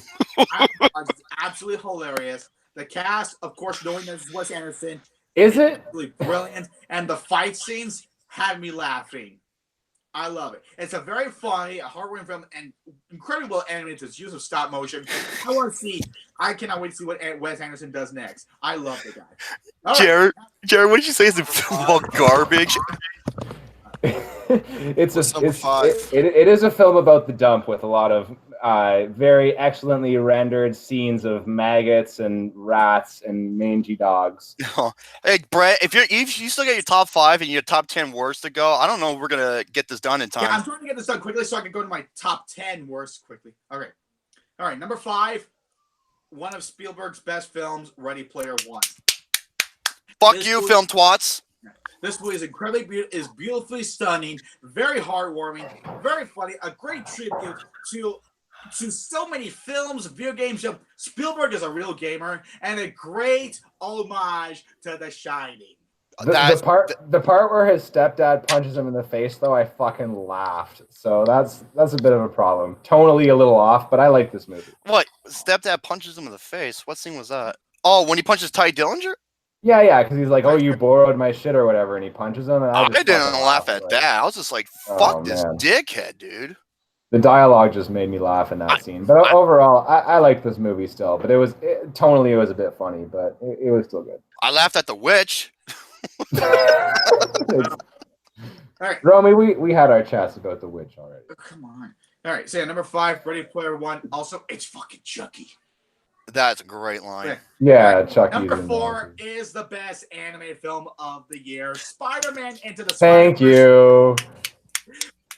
Once again, Phil Lord and Chris Miller, even though only Phil Lord wrote the movie. Well, Chris Miller had a lot to do with it behind the scenes. The writing is absolutely hilarious. The animation is absolutely stunning. It actually looks like a comic book, being made into a film. Even more so than Sin City, I should say. Yep. And the cast is hilarious. Nicolas Cage as Spider-Man Noir. I absolutely love him. And then Miles, I think, is the best Spider-Man. If this is the best anime film of the year, one of the best anime films of the decade, and certainly the best Spider-Man film ever made. All right. Number 3 goes to the best joint of the year. Black Klansman. Spike Lee, it's nice to see him do something great for a while, great in years. John David Washington, you sound just like your father, and I hope you have a long career like your father. And Adam Driver, I hope he gets nominated for Best Supporting Actor because he is absolutely terrific. This is one of his best performances. The writing is absolutely hilarious. He is surprisingly dramatic. Yeah, minus that ending, though. That's my only problem with the movie, too, yeah. I actually thought that Adam Driver was better in Logan Lucky. Oh, God. The less I talk about that movie, the better. Oh, really, man? Fucking hate. Dude, Steven Soderbergh has been pissing me off lately. All right. I just thought that like of all the movies that I've seen Driver in, that was one of the performances that stuck out to me as him actually like playing a different character. And Ready? I think I know what your number one is. Not yet. All right. Number two. It's such a shame that this movie bombed, and it's by a fantastic director and a great writer. Number 2 is Widows by Steve McQueen. That's one of the films I did not see. Oh, you have no idea what you're missing. This is one of the best movies based off of a TV series since The Fugitive.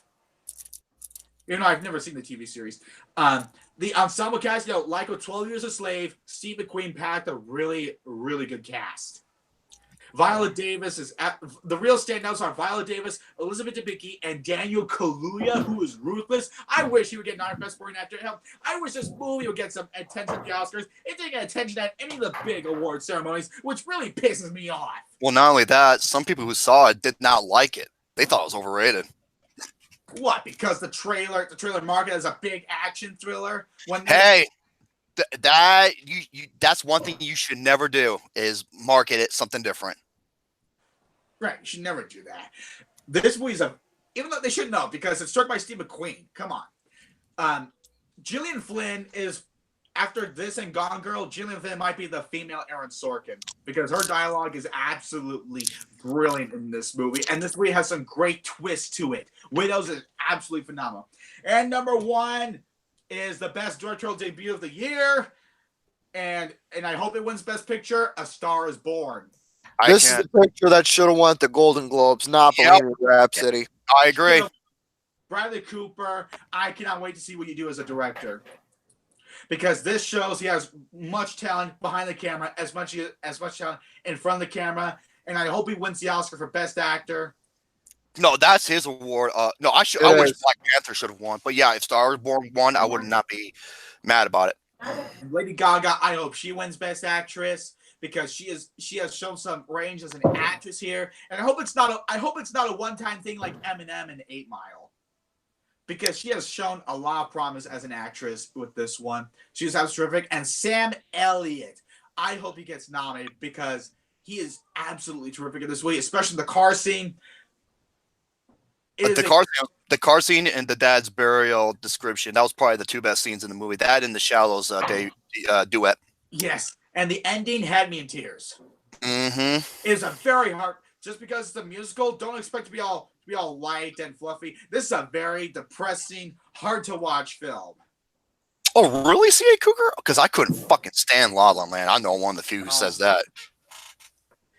Yeah. Stars Born, best movie of the year. Okay, let's not praise movies now. Now let's shit on movies. You got 5 minutes. The top 10. Or we're looking at an over 3-hour show here. I have 10 movies to shit on. Something that Chris Stuckman won't do anymore, but oh well. Well, fuck him. All right, let's talk about the 10 worst films of the year, shall we? All right, current number 10 is one of the worst superhero movies of the decade. This movie is just absolutely awful. This is, 2018 is an interesting year. First, we have the best Spider-Man movie ever made, and then we have the worst Spider-Man movie ever made. And they're both made by Sony. Yeah.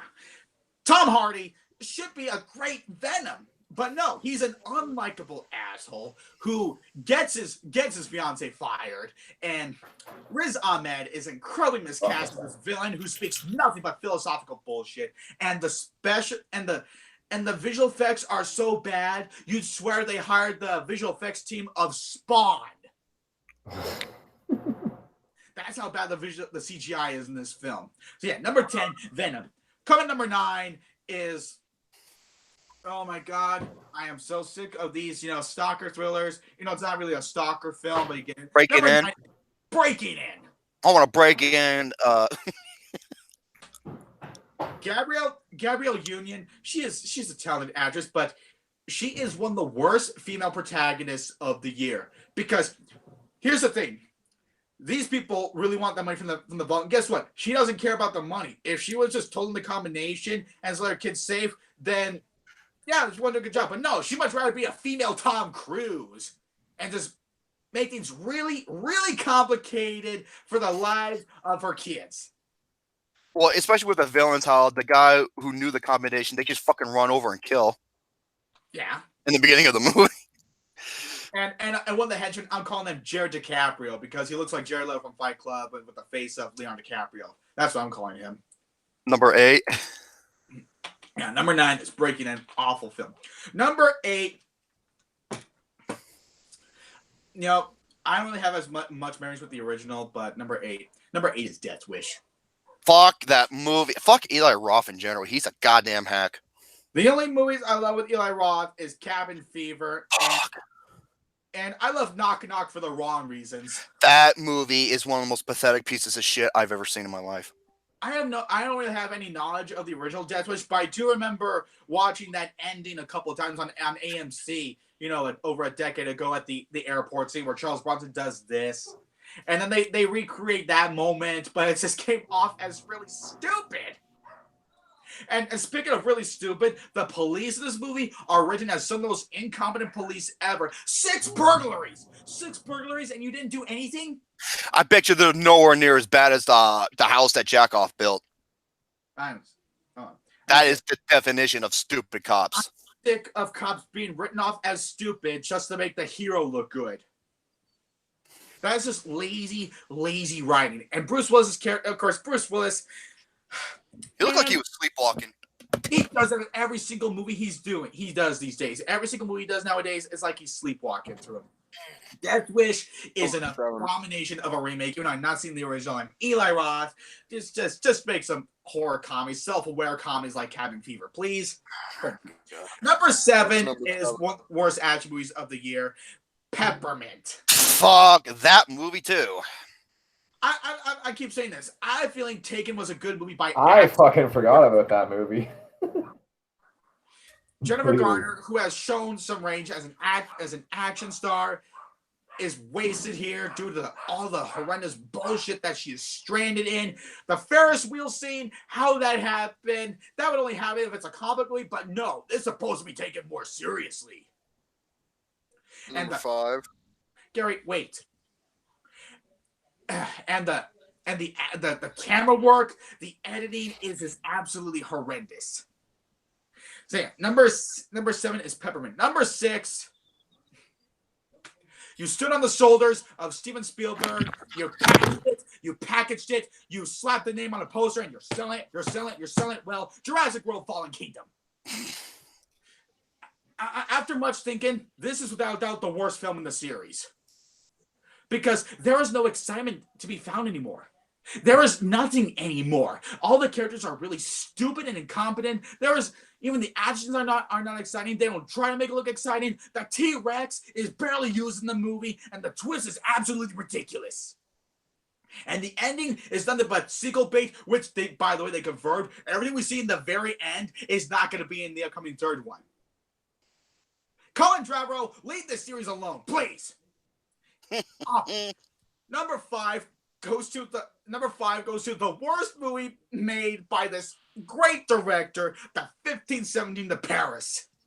Oh, that's boring shit.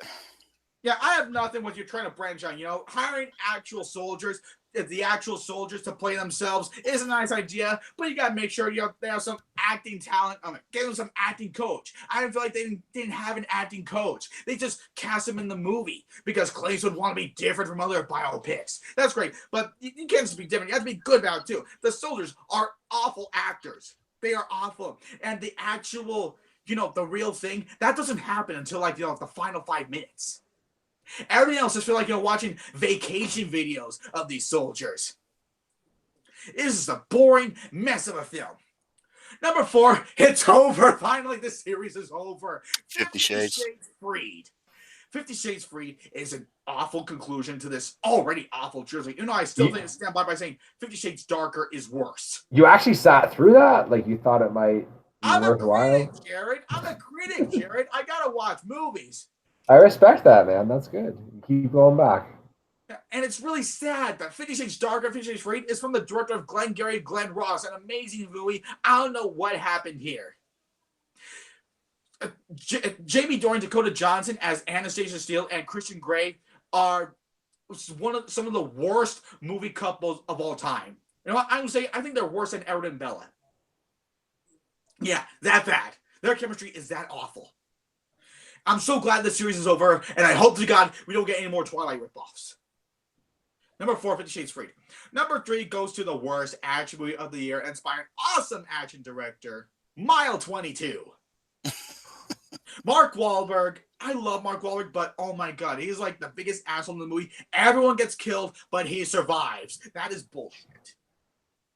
And it has some of the worst use of shaky cam in any movie. And I should be telling Peter Berg how to do action movies because he already proved how well he could do action. This is absolutely unforgivable. And you've got that dude from the Raid movies who's just like a martial arts fucking powerhouse. So I'm sure it's got to have some decent action, right? He's the reason why Peter Berg wanted to make this movie in the first place. Yeah. And it turns out to be an awful execution. Number 2 goes to the worst performance of the year. John Travolta as Dottie. I don't hate it, dude. I love it for all the wrong reasons. This is my guilty pleasure. This movie is the gangster version of The Room. It should have been funny because of how bad his performance is, but I laughed more at his performance in Battlefield Earth than this movie. That movie just drove me insane. This one, when he slaps the shit out of his son, fucking hell, it's one of the funniest scenes I've ever seen. It's just an awful performance and awful directing, sloppy as hell editing. Yeah, when I saw the trailer for this, I kind of wanted to see it, and at this point, I'm so glad I skipped it because fuck, like. Thank you, OMB. It has some of the worst use of juxtaposition in any movie ever. And the car crash, quote unquote car crash, yeah. That's another thing I laughed my ass off. 5 miles per hour in a suburban neighborhood.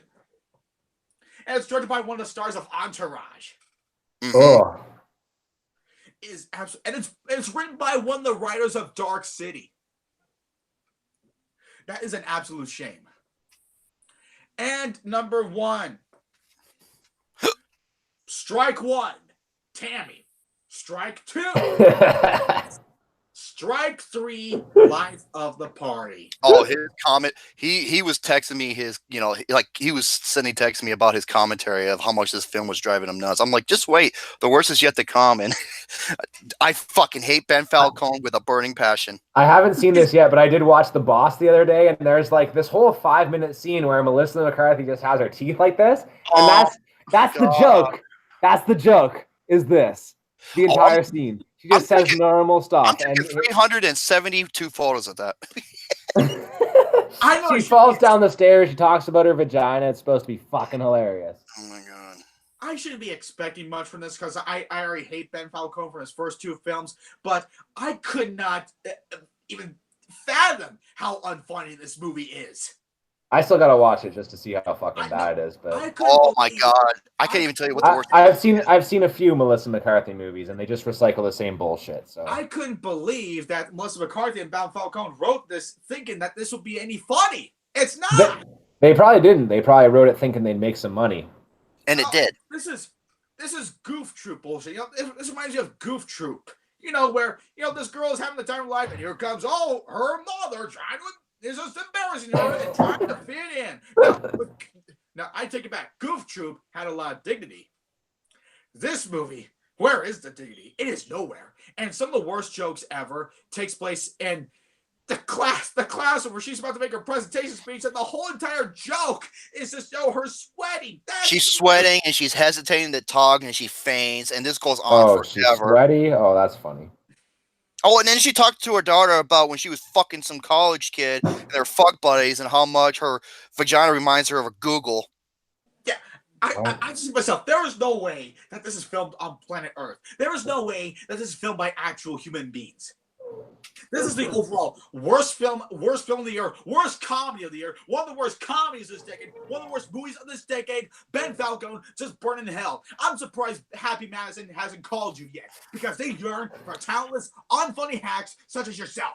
No, I did declare them the next Dennis Douchebag and Adam's Cancer Sandler. So Yeah, Live at the Party, #1 worst movie of the year. I am done talking about these movies. I'm especially done talking about this movie. And Ben Falcone has 2 movies coming this year. Mm-hmm. 2! And they were also with Melissa McCarthy. Yes. Kill us all. I'm done. Those are all my topics. All right, we're looking at an over 3-hour show here, boys. Time to wrap it up, I say. Yep. Gare Bear.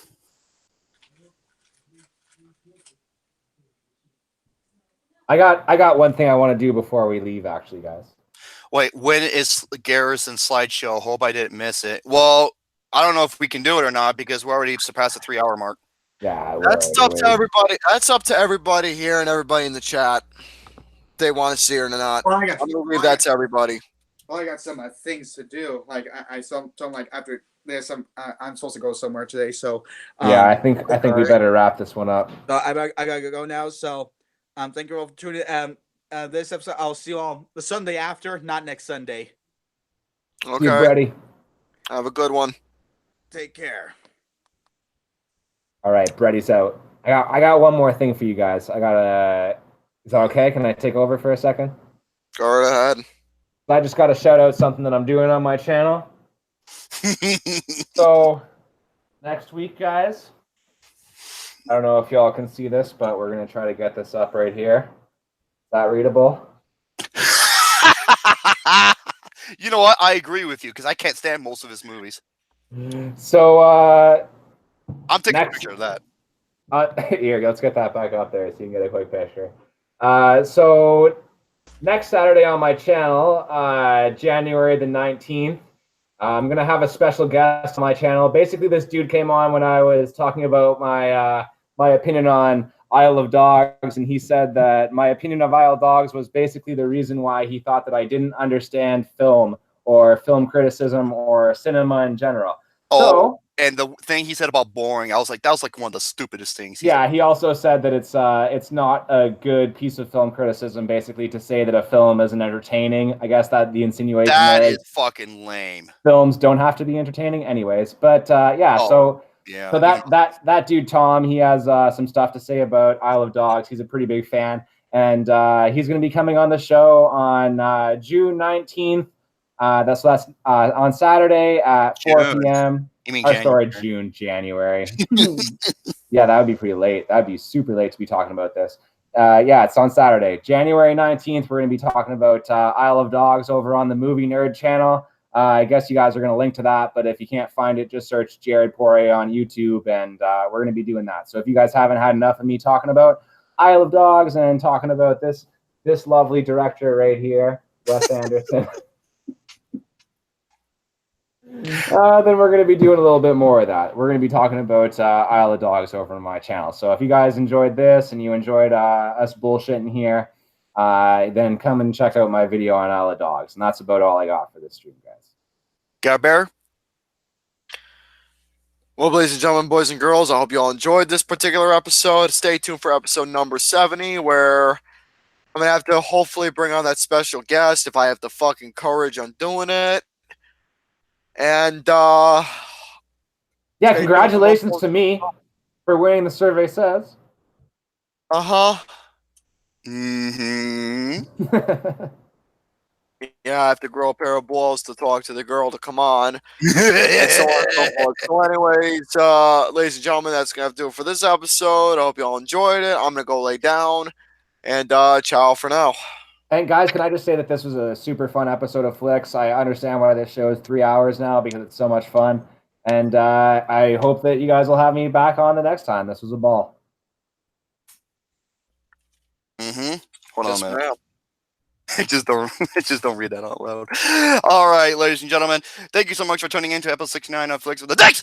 Episode 70. Who knows what kind of special we'll do? Because we should do a special for every five episodes. Stay tuned for that. Signing off for Gary's Put and Jared Poirier, JP, and the young SS and Mr. Gary Bear. This is run by Jane Bunny. Jerome saying stay tuned. And once again, I was going to say motherfuck, but thank you all to all the people of making Lars von Testicle's film bomb like a fucking atomic one. Now, if you excuse me, I'm not gonna look up porn, believe it or not. Why? Because Killing Floor 2 has double XP, and I need to get my shit to level 25 third prestige. Good day, everybody.